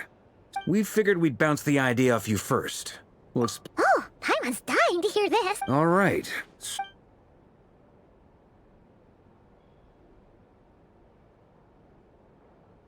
We felt a little uneasy about roping you into this. I mean, firstly, you're not locals, and Roping us in? Why would you even say that? I choose my words very intentionally, I'll have... Sir Varka, I have a few thoughts about this plan. I'm all ears. I think we can be more flexible with how the role...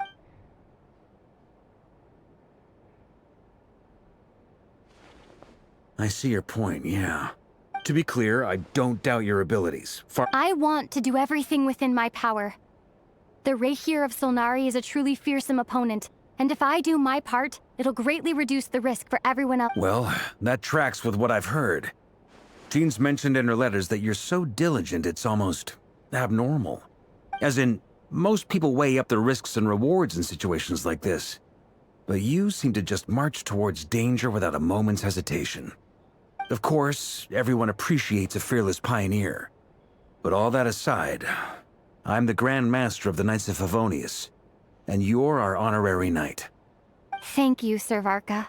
I should be the one thanking you. It means a lot to have you on board. I'll give some...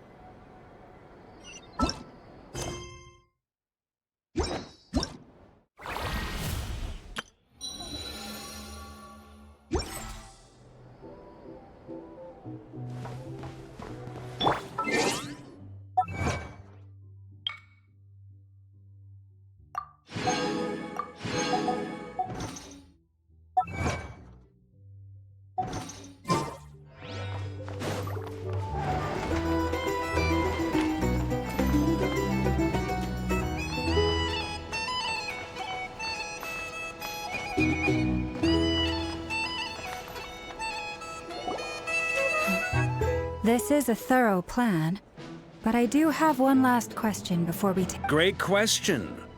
Albedo's been hard at work analyzing Rerir and the Wild Hunt's behavioral patterns. His conclusions are as follows. Firstly, from the earliest known confrontation until now. Secondly, he seems to have a particularly strong vendetta against our... Thirdly, finally, and most importantly, turns out we tick both of those boxes. We have a reincarnated moon in our ranks. As someone who's had their fair share of interactions with the Wild Hunt, those all seem like valid observations to me. Understood. Then I will defer to the verdict of the group. Well, everyone, that's the plan in full detail. Albedo and Durin are carrying out their part as we speak. Plan approved. Scheduling. Okay, any firepower you need, I got you covered. Let's light this baby up. The Frost Moon Scions are behind you as well. And the rest of you? No objections? All right, then it's settled. This is the plan we're going with. Next up, an old tradition of mine. Anyone who wants to back out, now's your chance. Wait, we can still back out of this? Everyone says things they regret, right? I don't want anyone feeling trapped because their mouth said yes before their... A very people-first approach. I hear that's common practice in the Knights of Favonius. Heh. Who'd you hear it from? D-Luke? Shh. We don't use people's real names at work. This contact will be known only as Owl, please and thank you. This plan can only work if everyone does their part. Flints and I will absolutely support it. We shall indeed. You'll be glad you accepted our help. Also, you are the last person I expected to see here, Miss Dory. It's not often I get called Dory in a work context. My peers usually call me Lord Sangama Bay.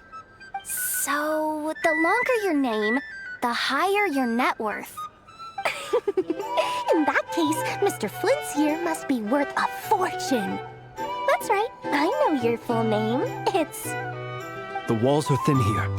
I'd appreciate you keeping that a secret. Okay, fine. I'm actually only here as a favor for someone else. Do you have any idea how much it would cost to hire me otherwise?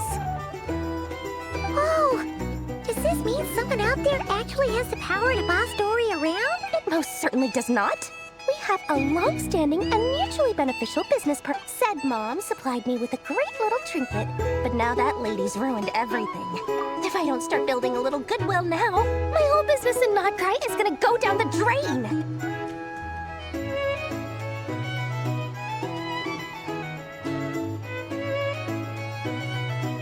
Okay. So what exactly is so special about this pendant? It's a lucky charm that a great mage made for me. We have a business relationship, and she was worried that something bad might happen to me. So, she wanted me to have something that can store power to protect myself with. I finally got it all fully charged up with Kuvaki, and then never went and used it all up at once! Never lost so big in my life! You're right. It was all my fault. I didn't mean to drain all the Kuvaki in the pendant, but I'll make it up to you. You will? Well, in that case, how about you give me your chess set, and we call it even? I knew you'd say that. Well, it's yours if you want it. In fact, take it now, and I'll even throw in a free Raker of Solnari. Deal? You're putting me in a difficult position here. It's a very useful thing to have around, but I have a funny feeling it won't be around much longer. I guess we'll see in a couple of days. Looks like bankruptcy for me. Hey, don't be so pessimistic. See this through and you never know. You might find a new business opportunity on the other side.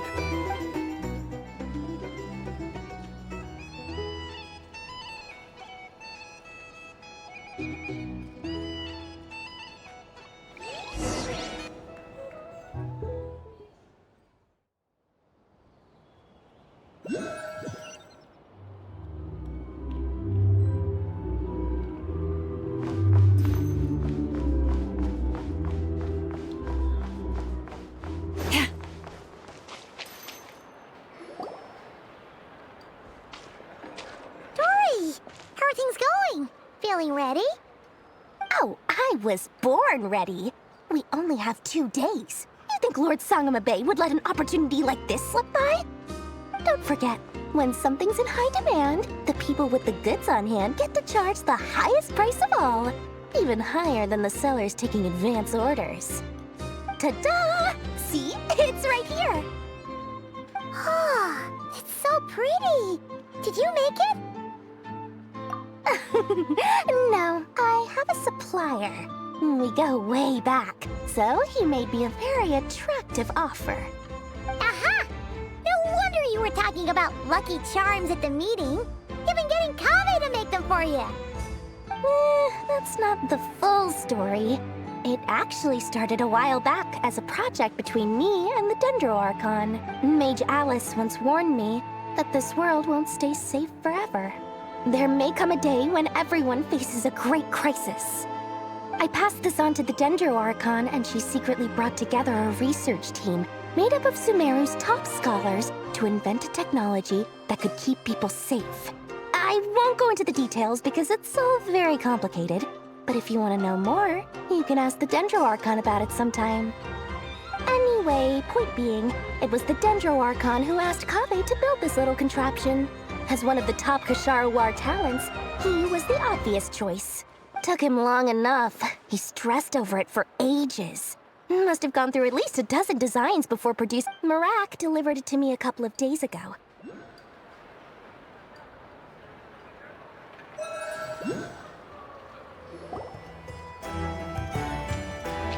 Dory! How are things going? Feeling ready? Oh, I was... Don't forget. Ta-da! See? It's right here. Oh, it's so pretty. Did you make it? No. Aha! That's not... Mage Alice once... I passed this on to the Dendro Archon, and... Anyway, point being, it was... Took him long enough. Marak delivered it to me a couple of days ago, along with a letter from Kaveh. Could I ask why I'm so nosy? My fault for sending him the research permit. Surely Nahida must have told him you were involved in this project. Could be. Anyway, I just... Fair enough. But it sounds like... Or maybe he was asking as a favor for his housemate. He's done that before. Either way, all's well that ends well. Huh? What does that... Paimon's just super surprised. Well, a long time ago, I made a promise to myself. I promised that I was gonna live every day of my life with a big beaming smile. Obviously, Mora plays a big part in that. But there are always gonna be times in life when you have to give something back.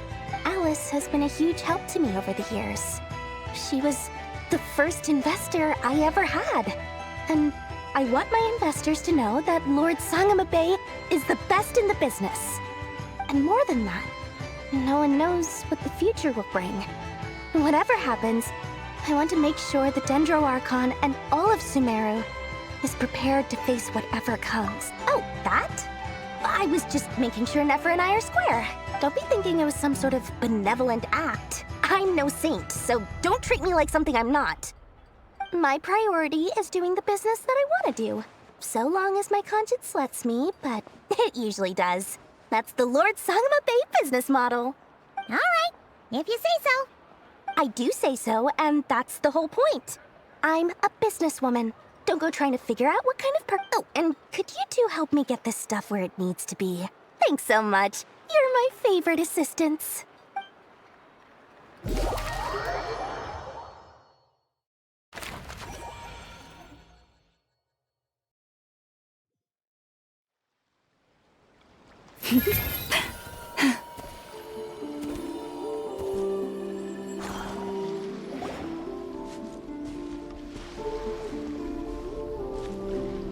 Traveler, Paimon, it's good to see you. Everything going smoothly over here? Sort of. As you're probably aware, Varka, Diren, and I captured some abyssal creatures from the Wild Hunt. Per the plan, we dissected and analyzed some samples of these creatures. The process went very smoothly. The findings, however, come with some troubling implications. What? You can actually dissect the Wild Hunt? That depends on your definition of Wild Hunt. Harmless, lifeless. These words are accurate descriptions. The Wild Hunt is an interesting phenomenon. In and of itself, it doesn't seem to possess anything akin to a human personality. Master griped a lot about the wise Horoptotire, and seemed somewhat fascinated with the foul Certology. But she barely mentioned Rerir at all. I don't think that was because of his lower social standing, though. It's a strange mix. The furious energy of an abyssal being channeled through a fractured physical existence. Perhaps the only explanation for his survival in this state. Oh, sorry. Once I get talking about interesting research, I have a tendency to go on indefinitely. Back to our research findings. Essentially, they confirm my hypothesis. You could think of this as Rerir in mutated form. Unfortunately, at present, we have no means of completely eradicating abyssal. Oh, that's terrible news! So, that's it? We can't defeat him? Not even if we get the power of the Three Moons? Miss Columbina's situation is a difficult one. She can never achieve wholeness when the world does not accept her presence. It's as if her creator banished her to a place she can never be accepted. Given the circumstances, it's only natural to despair. Time to kick off the backup plan. Oh, Paimon almost forgot! This is for you. Dory asked us to bring it. Ah, how wonderful. Well, thank you for making the trip. Durin and I will be heading off shortly. I'm sorry I won't be there to protect you in person this time. Please be careful. All right then. Stay safe.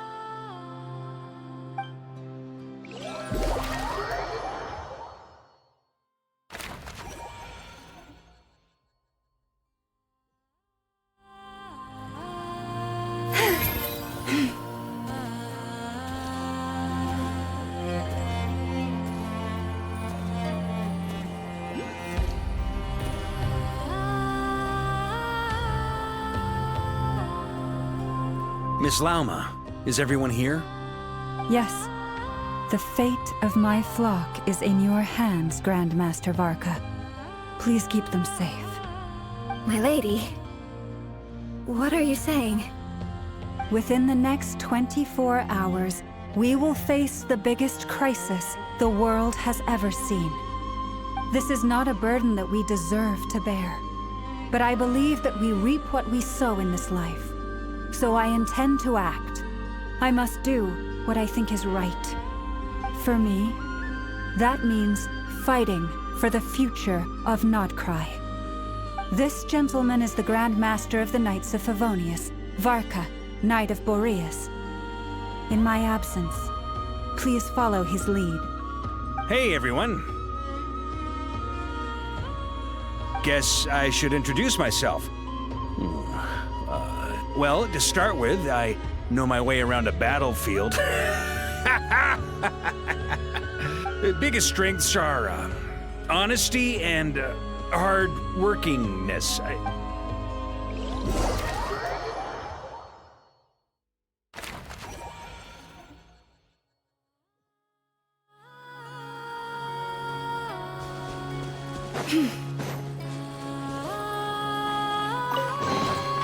The world wishes you well. Forest, protect us.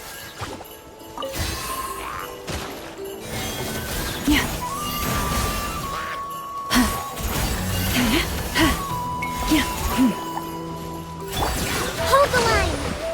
Let's move out.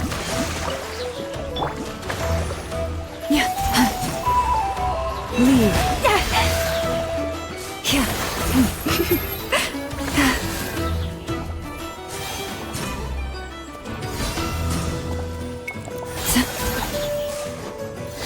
You poor lost lamb.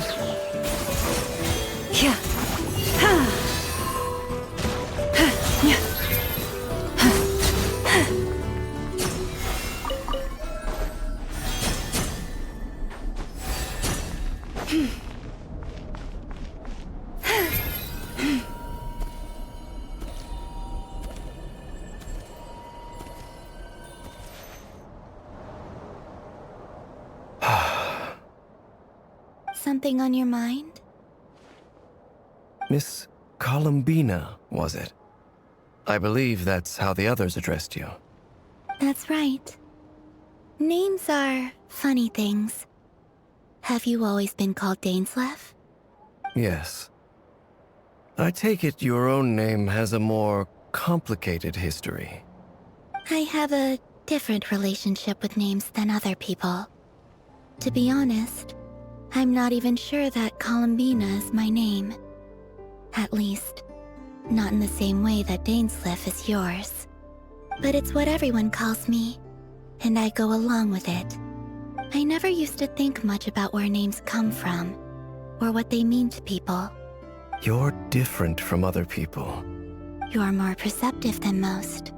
Do you ever find yourself missing Conria, Mr. Dain? Difficult to answer. I have dreamed of the past many, many times. Sometimes I'm fighting tooth and nail. Other times I'm lying on the ground.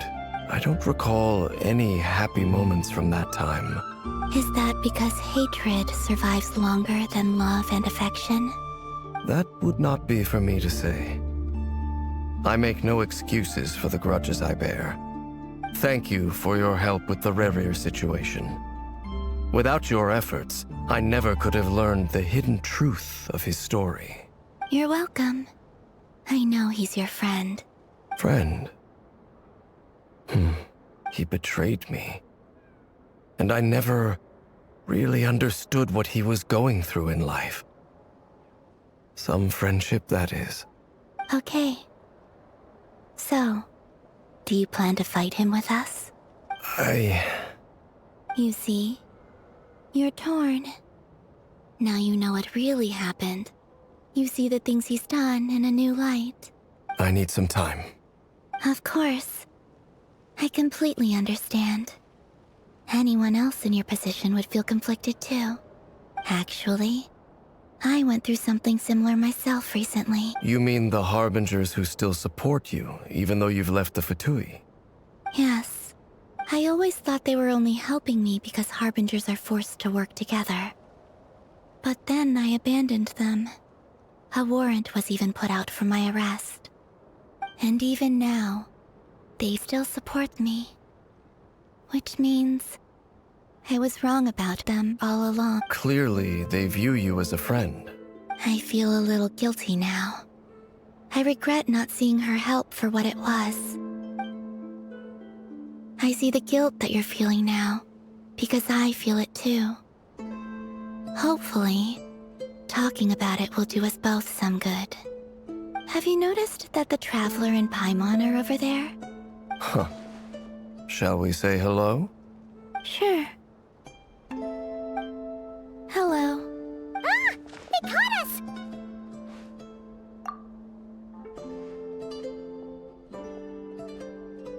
I apologize for making you worry.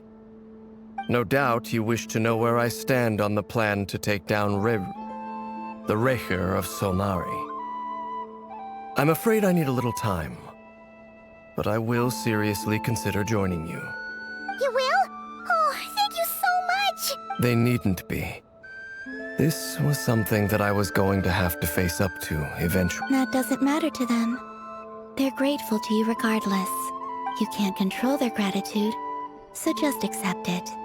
And then, have a think about whether you're willing to join us.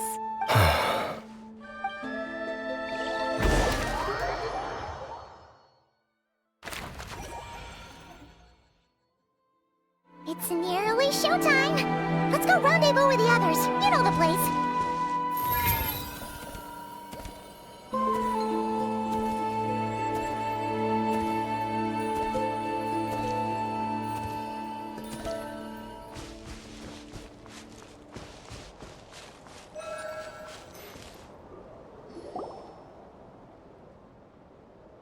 Ah, you're earlier than I expected. Hey, Flint's! Been waiting here long?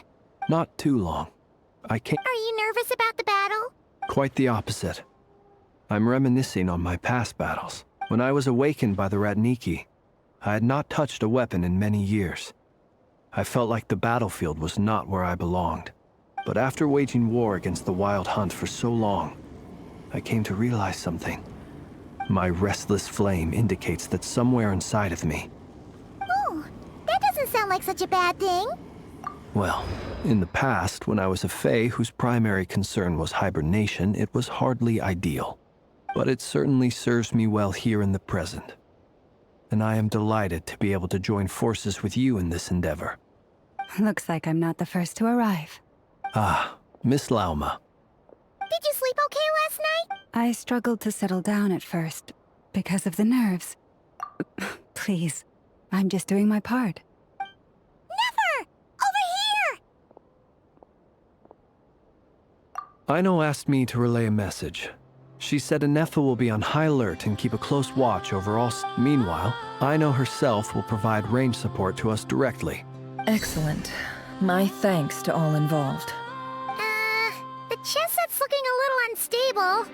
It won't hold him much longer. We should be prepared to engage at a moment's notice. No sense sitting around waiting. Let's make the first move while we still have the option. I agree. Paimon, find a safe hiding place. Got it! Be careful, Traveler! I will.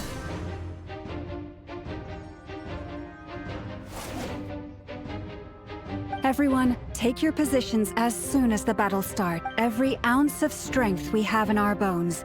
Ready? Let's go. I've seen all your futile ploys before. You have become the authors of your own demise. I wouldn't be so sure about that. You are merely a moment of sport before I tear down the moon.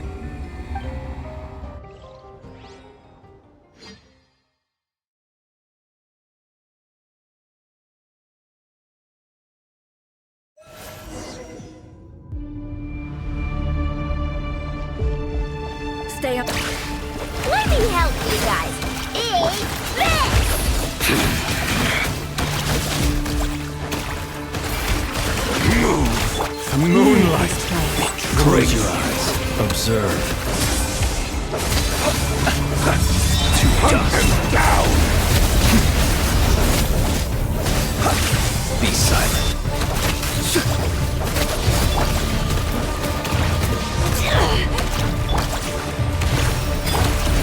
Poor lost lamb. Futile! The deception ends here. Hunt them down! For the everlasting thirst. Moonlight! Steady now. Hunt them down! Observe. To dust! Close your eyes. Fear the dark. Move! Leave this place. The moonlight! Crazy! Can't hide the truth. Hunt them down! Observe. Futile!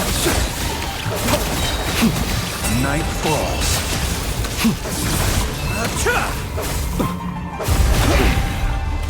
Hunt them down!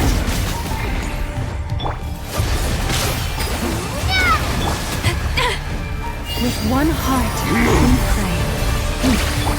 It all adds up. Hunt them down! Close your eyes. It began with the moon, and so shall it end. The moon will protect you.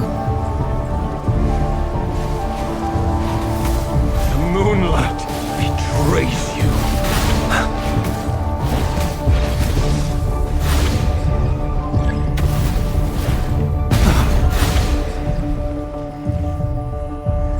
Do you see now?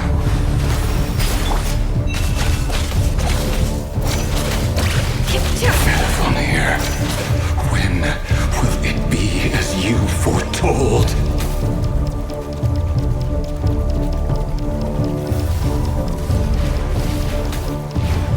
The moonlight betrays you.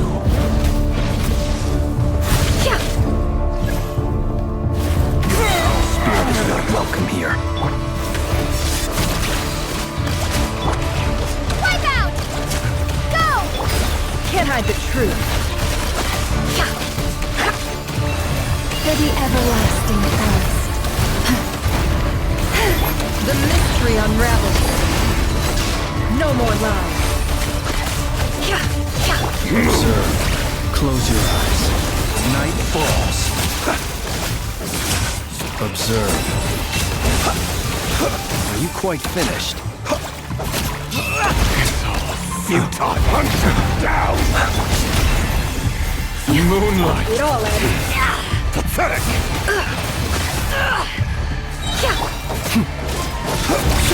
No more power. Seek within. It all adds up. Close your eyes. Be silent. Moonlight! One heart, we pray. Chorus, protect... Stay your hand.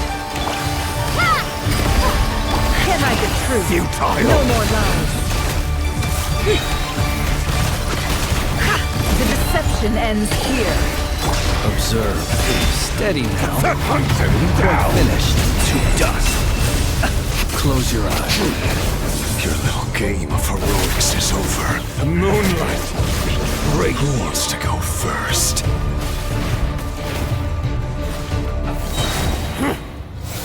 No. Get out of my sight! No! We've been separated. Take. You okay? Never! Where are the others? Stuck outside the barrier. I guess he really doesn't like us. I told you before. Knowing too much is always a death sentence. Be careful what you wish for.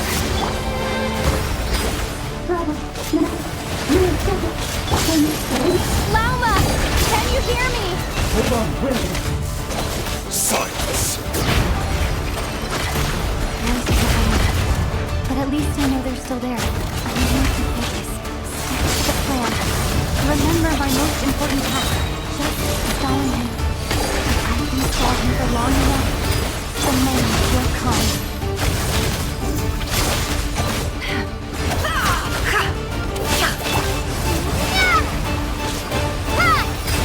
Can't hide the truth.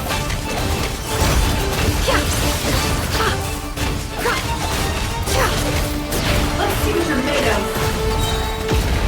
Seek within. No more lies.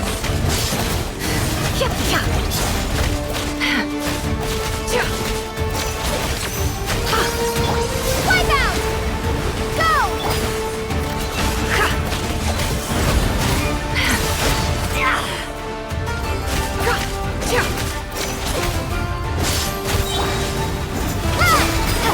It all adds up. The deception ends here.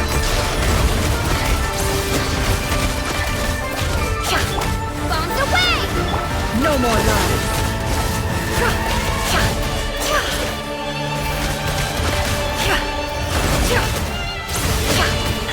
Destroyed. Water jet! Can't hide the truth.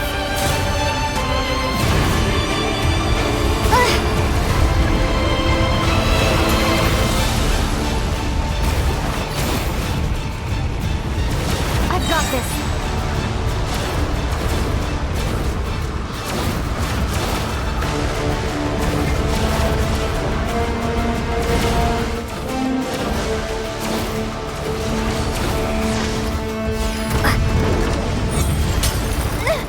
The shield's broken. I can't keep this up. Don't push your luck. Shameless. Run. Hide.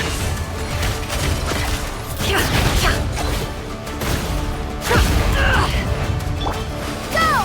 It all adds up. Your death is within my grasp. Seek within. Wipe out! Ha! No more lies. Time to come clean.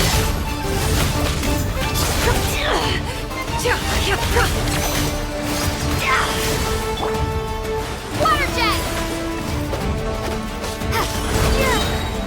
Bombs away!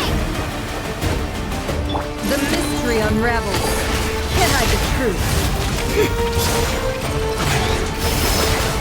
No more lies.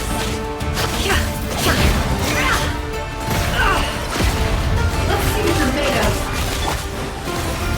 It all adds up. No more lies. Wipe out! The deception ends here. Can't hide the truth.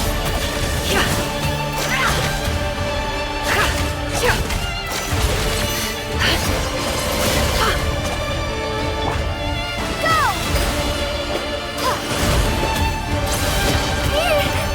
Run or hide!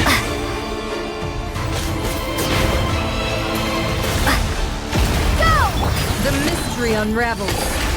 No more lies. Time to come clean. Yes! Water jet! Can't hide the truth. It all falls into place.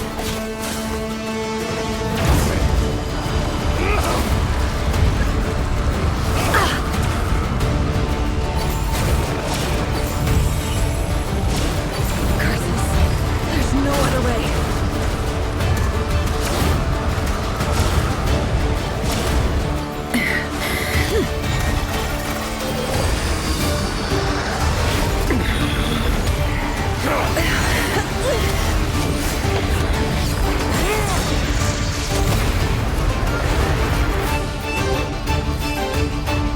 The only way to defeat Rarer is to borrow his own power. That means Columbina will have to disappear while you two bear the brunt of his attacks. You have to hold on. Find a way to keep him focused on killing the two of...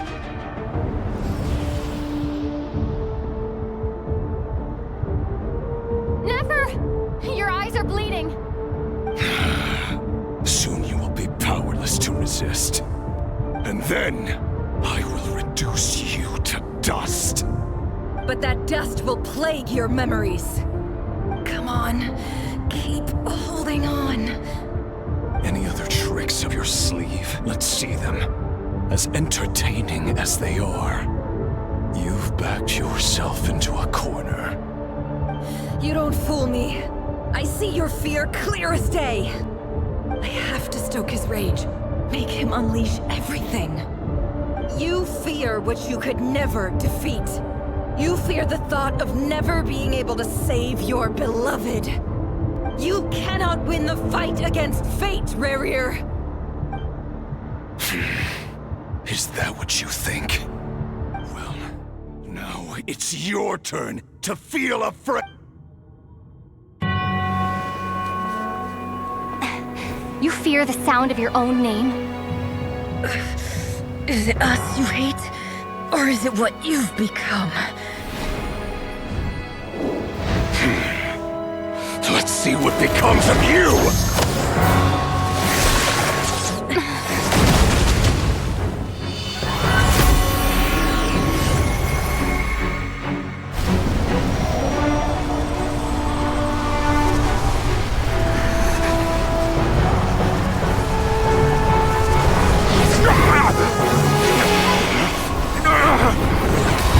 What's happening?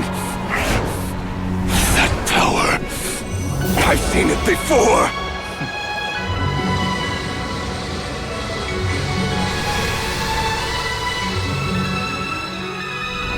His power is on another level.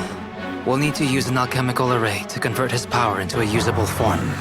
Then quickly channel it into Columbina, rendering her powerful enough to compete with him. I'll join you. I can help. If I release enough abyssal energy into a confined space, it'll create a potential difference, allowing us to extract a huge amount of elemental energy. Next, I'll synchronize with everyone's minds using Pyro, then give you temporary access to their abilities and fields of view. But it won't last long. Can you see? Well enough. So, we have a student of Gold Rhine Daughter in our midst. How about that?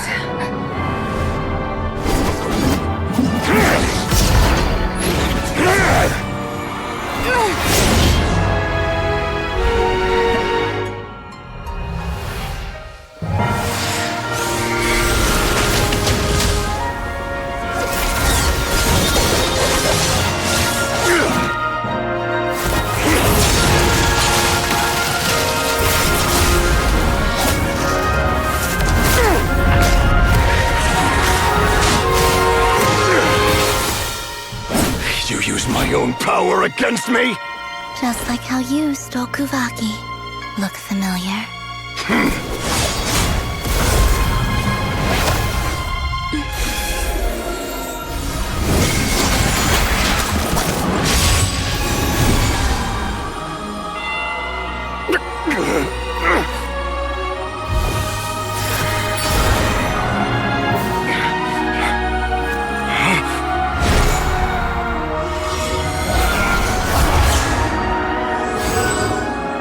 Don't you realize? You don't have the power to hold that gate open! I don't, but someone else does.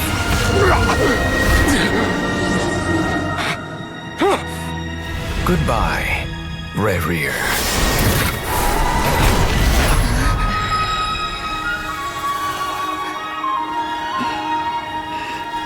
We won.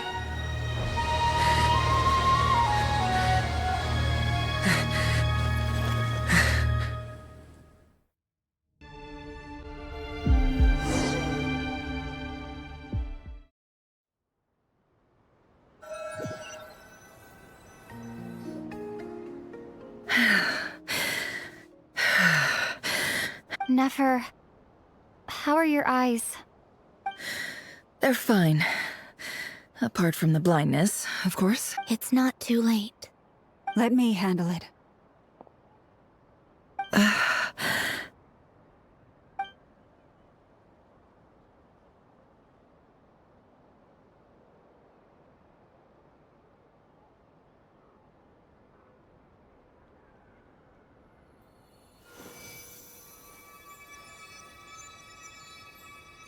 Miss Nefer, it's not like you to lose your composure. That was the most reckless thing I've ever seen you do. Reckless how? The situation was critical. Our lives were at stake. We had to do something. Even so. Okay. I guess you're right. Under the circumstances, it was a wise decision. You traded your eyes for an incredible victory. In business terms, I suppose that's a huge return on investment. I'd be hard-pressed to argue otherwise. Still, I don't like this outcome, and I don't want you to lose your sight for good. People suffer when they make sacrifices they shouldn't have to make, whether that means faith, strength, or in this case, your ability to even see. I had hoped you could win without sacrificing so much as a single hair on your head. Thank you. Really. All done. Don't try and open your eyes just yet. We'll see how you're doing in a couple of days. Until then, please follow your recovery plan to the letter. I'll send full details through Yehoda. For now, just get yourself home, relax, and rest. My dear friends, we have fought bravely and achieved a spectacular victory. A dark cloud has been lifted from the skies of Nodcry. All in this land will be grateful for what you have done. The moon will remember this day. Thank you both.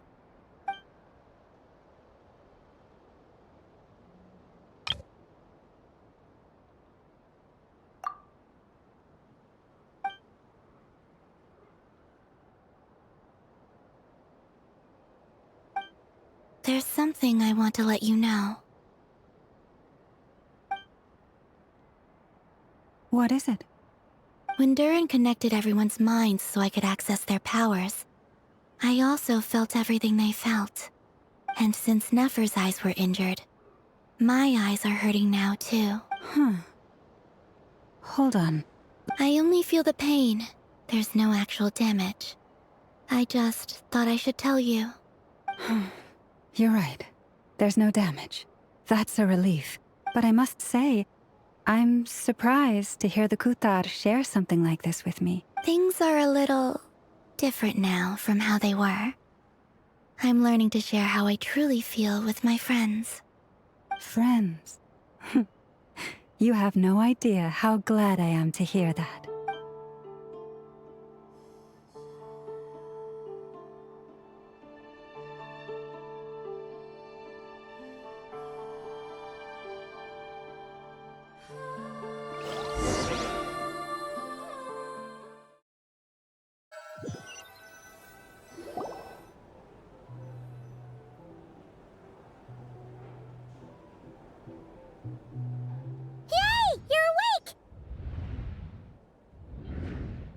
How you feeling? Any aches and pains? Did you sleep well? I'm doing all right, Paimon. No need to worry about me. Phew! Well, that's good. Paimon's been sitting on the edge of the bed worrying about you for ages. You slept— Glad to hear you didn't starve. How is the food? Well, it wasn't the same without you there to share it. Honestly, Paimon just can't relax when you're not your usual self. Well, I'm back to normal now. Oh yeah, and Albedo swung by earlier. He said to tell you to head to the tavern when you woke up. Varker and the others are organizing a victory feast and they want to celebrate with you. He also dropped off some medical supplies, but you seem fit as a fiddle, so guess you won't be needing those. If you're feeling up to it, let's head over now. Wouldn't want to keep them waiting.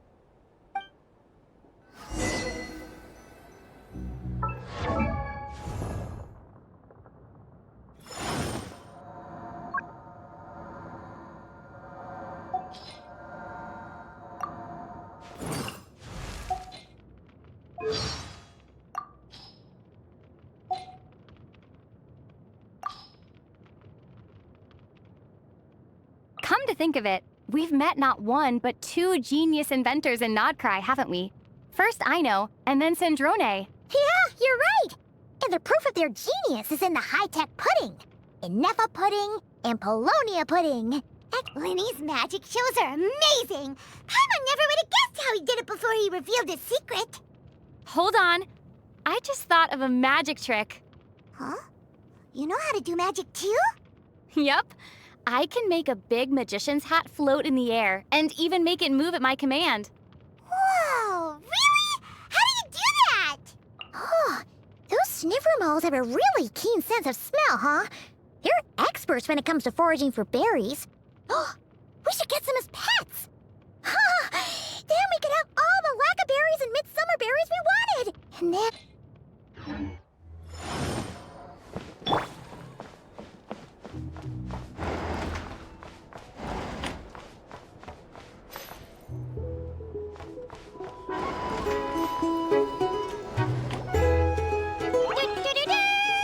We're here! Oh, Traveler and Paimon! Perfect timing! We were literally just saying how there's no way we're holding this victory feast without you any longer, and we would have postponed it till tomorrow. How are you feeling today? Much better, thanks. Don't... Relieved to hear it. If that changes, just let me know. Happy to check you over at any time. Yep, we're here for you. Anything you need, just let us know. Oh wait, where's Nefer? How are her eyes doing? Nefer's right over there. I'm sure she'd love to catch up with you. If you're here to sign up with the Fatui, make sure your paperwork is all in order.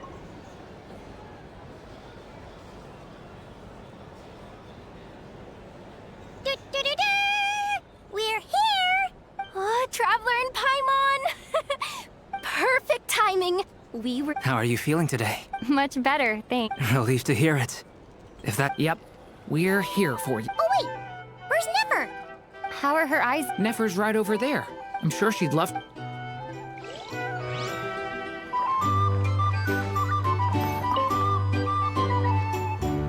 Hello, you. Recovered from the battle? Come on, what do you mean? Of course I'm gonna ask. I care about my friend's well-being. And get yourself yourself a drink. You've more than earned it. In fact, today, your drinks are on me. Lord Sangamabe's got you covered. Wow, really? What about Paimon? Has she... Well, you haven't been through quite as much as the Traveler. Yay! Wow! Drinks on Dory! What a historic day. Hey, keep your voice down, or everyone else is gonna want in too. Have you heard anything I've been saying recently? Doing business in Nodcry has been an absolute nightmare. If I'm by... Okay. Paimon will speak more quietly. Gee, that's more like it. Don't you forget, Lord Sangamabe doesn't just go around buying drinks for anyone.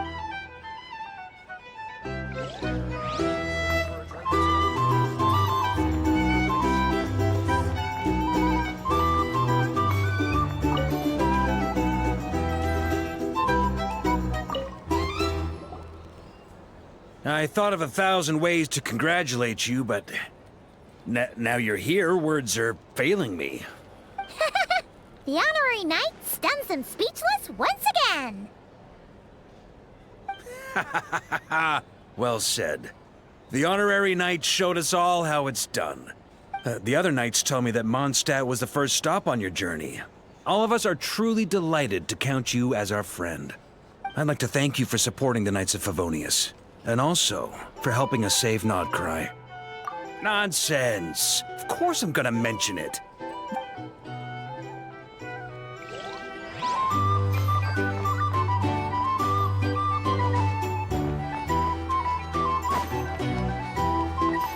These are bounties. If you want to negotiate prices, find out from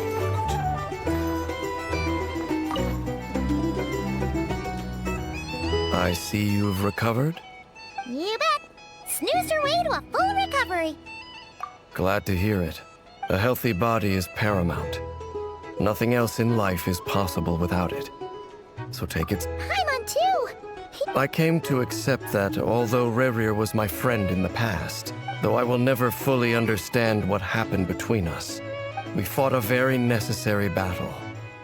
And you played your part admirably. Yeah. And if you ever need to talk, I'll do that.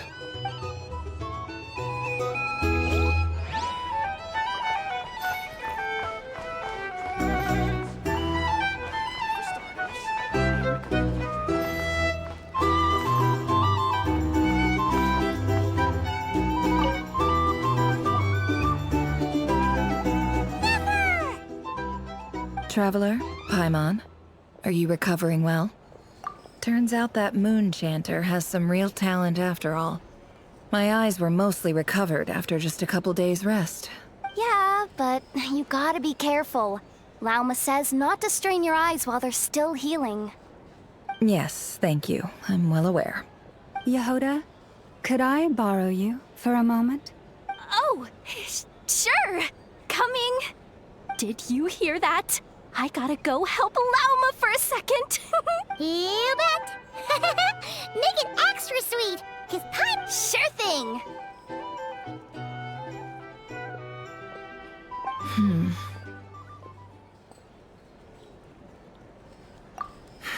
The Raker of Solnari. Kind of a snake, don't you think? No, definitely a snake. A poisonous one who spewed his venomous hatred everywhere. Anyone who seeks revenge out of hatred for other people has become a snake. Perhaps. I'm sure it sounds like a very wise and open-hearted perspective. What else is left when everything you depended on in life gets stripped away? If you're worried about me, you can nip that in the bud. I'm not someone who gets stuck in the past. It's just... I suddenly feel like I was wrong to call my father a liar. He was just a fool. That's why the Academia turned their back on him, and why the other tribes ganged up on him. Oh, Father. How much better things could have been if you were a skilled liar. Look at the Ibis King. Thoth is a fiendishly cunning liar. And yet, strangely, he feels more like a father to me than my real dad ever was. He's never brought it up, but I'd bet he feels the same way. Why else would he give me the power to perceive the truth, while at the same time training me in the art of deception? Well, King Deshret banished him to Aru, which is essentially a prison, and his response was to take on a physical form and approach me, hoping that I could become his envoy and search for one of the answers on his behalf. Did he really think I'd fall for that? He's stuck there. He can't make me return what he gave to me. So that's enough for you to decide he's a prisoner, and he was scared. So he lives in fear because he's a deceiver. How is Rerir any different? You can't work as a spy your whole life and expect a happy ending. It's preposterous. Yet I can't say I don't understand it. Liars live in the darkness of their own making, but it's still human nature to want to go on living. They say that a liar's soul is the most worthless thing in the world. What do you think?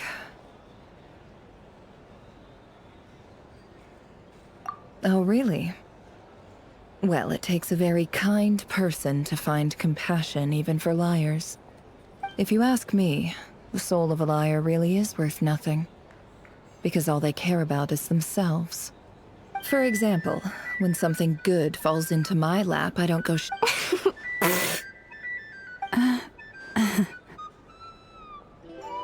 So be it. They have sharp ears. I can't keep anything from them. Oh, is that what it looks like?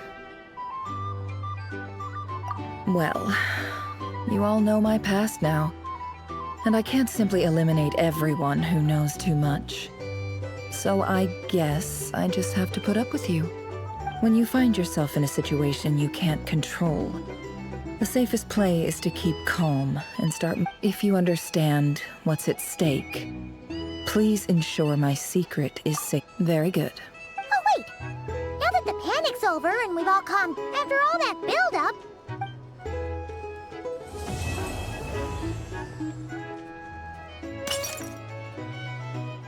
Huh? Am I imagining things?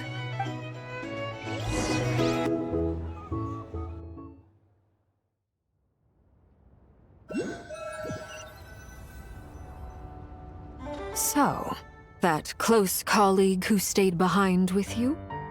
What's he been up to recently? Don't know, don't care. I get more normal human interaction from hanging out with Bosco 2 than him. Although, now you mention it, he hasn't bothered me in a while. I wonder if... If he's disappeared without a trace, it's the biggest gift he ever gave to the world. He won't lie low forever.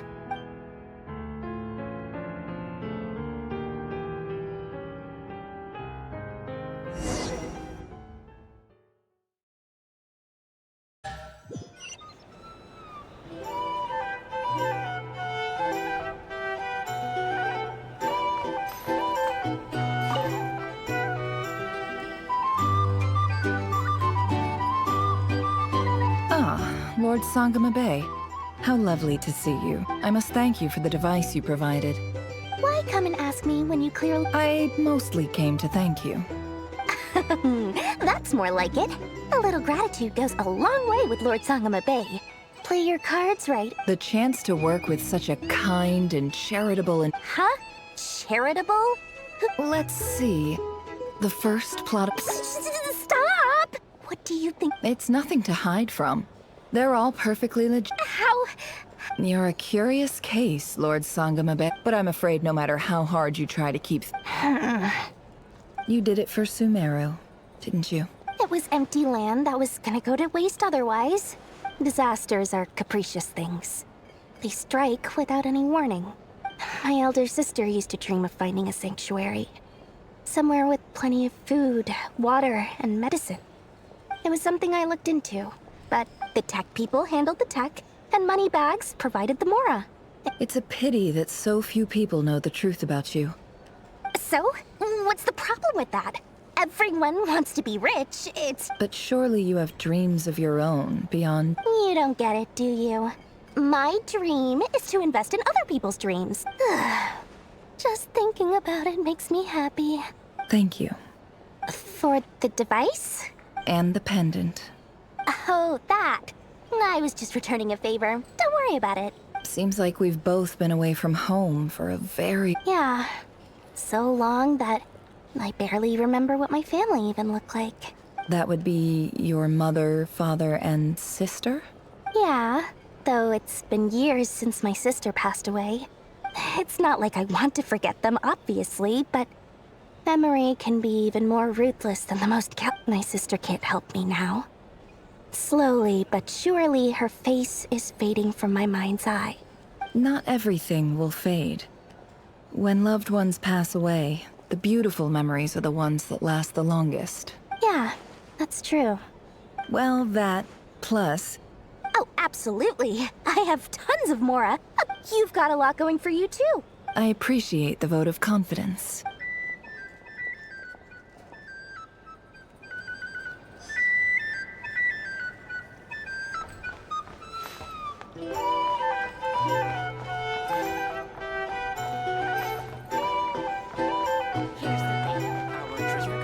These are bounties. We can negotiate prices.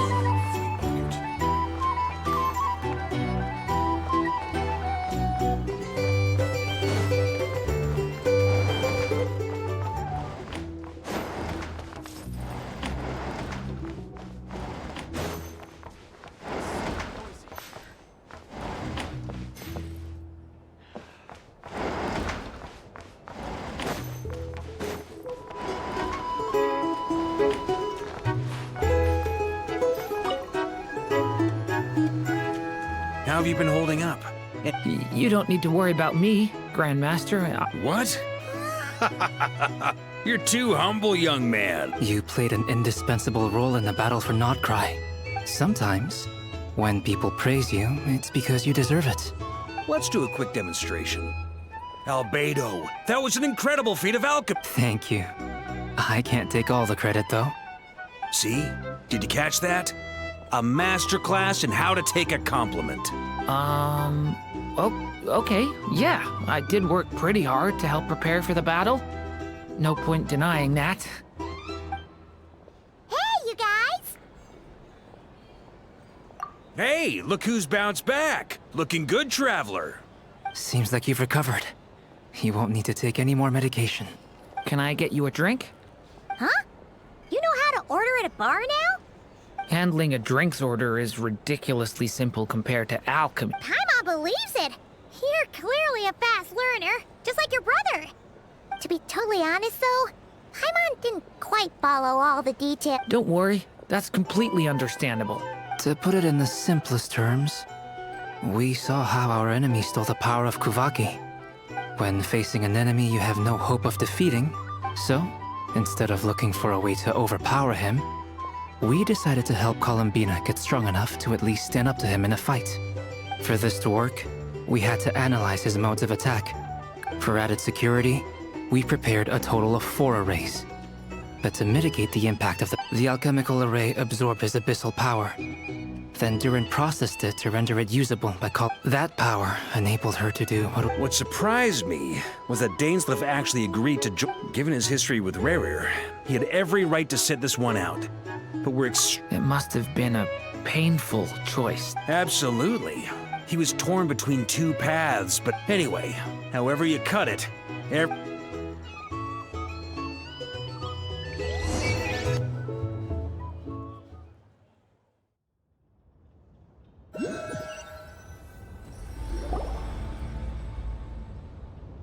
That's the only reason you're here. Yes.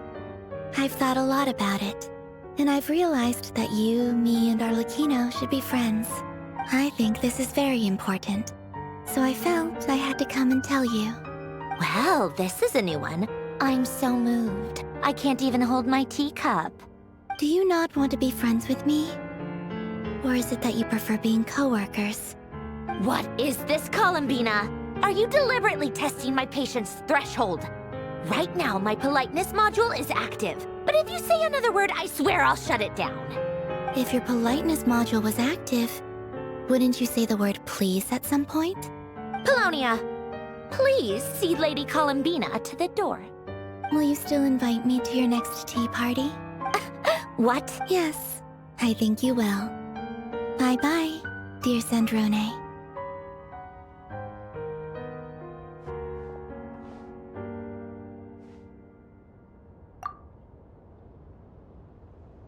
Last time, the Wild Hunt escorted you out. Would you rather I handled it myself this— We just wanted to, you know, see— Why? Out of concern for my safety? I hope you didn't seriously think that the Rayhir of Solnari would be able to lay— Mostly because you kind of helped us out, so we just wanted to check you were okay. Oh, don't you worry about that. Tea time is already a write-off. If you're in the mood for tea, go ahead. My coasters are still missing in action, though. Use this notebook instead. Whoa! Pretty hefty notebook. You can ignore those. I doodle and write in my free time. And other times, I grit my teeth and note down all the crazy nonsense. Trying to predict the future is like Although, having said that, the only vaguely interesting memory in my past is— who else? Pretty much all the Mecha and Fontaine are his— Wait! Are you saying you know him? Like— I mean, I guess we were friendly enough. Yep. In fact, I'm probably the only normal person left. We used to chat occasionally back when he was still around. Before he passed, I honored his request. I mean, I couldn't let the genius of Lord Art— So— I just told you. Those are my equivalent of crossword puzzles. Alain's work was like epic poetry.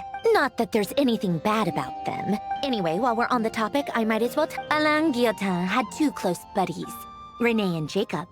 They spent their childhood years together in the Narzissenkreuz Institute.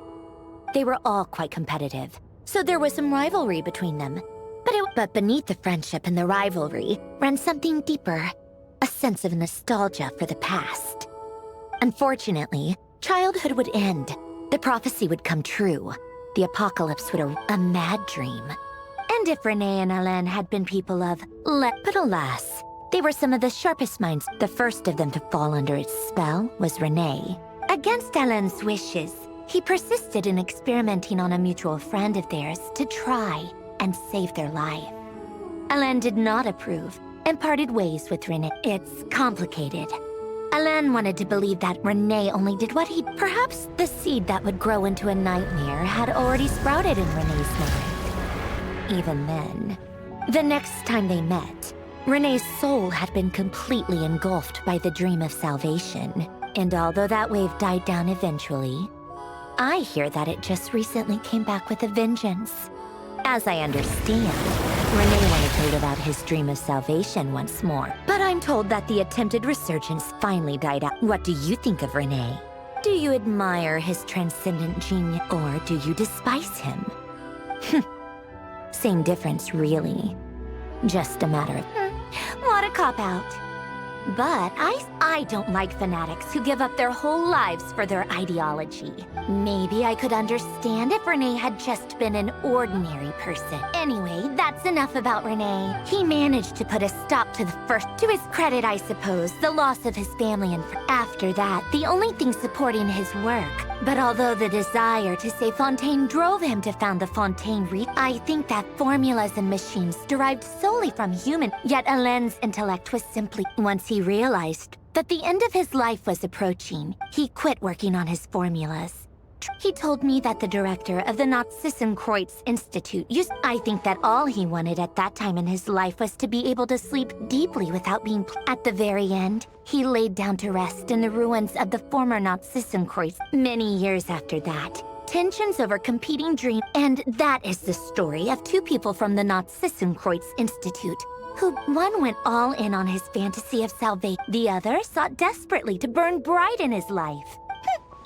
I do sometimes wonder, even the grandest tree starts as a tiny seed.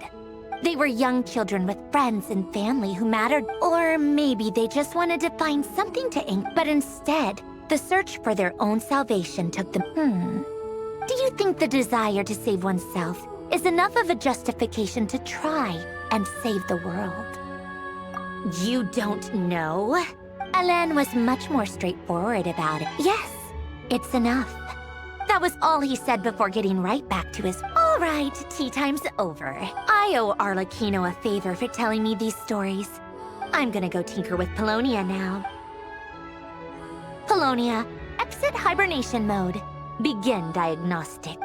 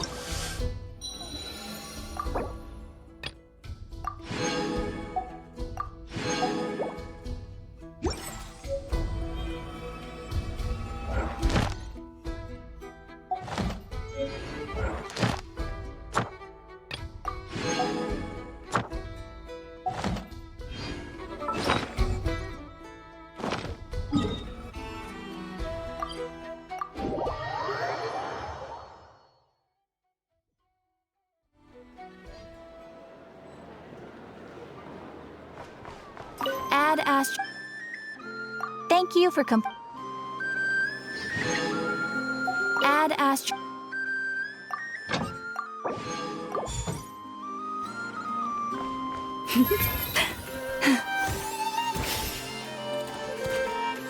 Yeah.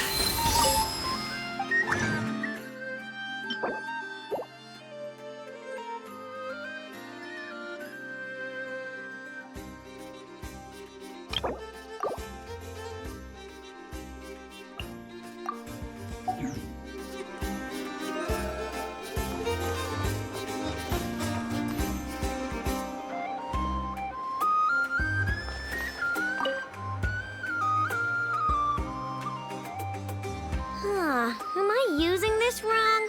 I know. I believe regular lubricant is already... Aw, we're already here, aren't we? Come on, I just want to Oh, hi there, traveler. Just the person we need. Hurry on over and help me make a bottle of that... what's it called again? Frosting, essential oil. Yeah, that's the one. The cold stuff. I want to mix it with lubricant. I was gonna do it myself, but taking efficiency... The truth is, Aino wasted all her ingredients trying and... I didn't fail! I was well within the bounds of reasonable trial and error. Making essential oil is a piece of cake. Please?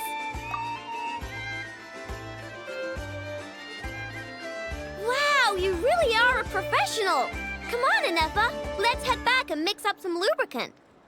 Trust me, this new lubricant is gonna solve your overheating issues. All right, I know, but my internal components are not actually overheating while I'm... Well, it doesn't hurt to be prepared. Thanks for the help. I only need one bottle, though, so you keep the other one. Anyway, it's...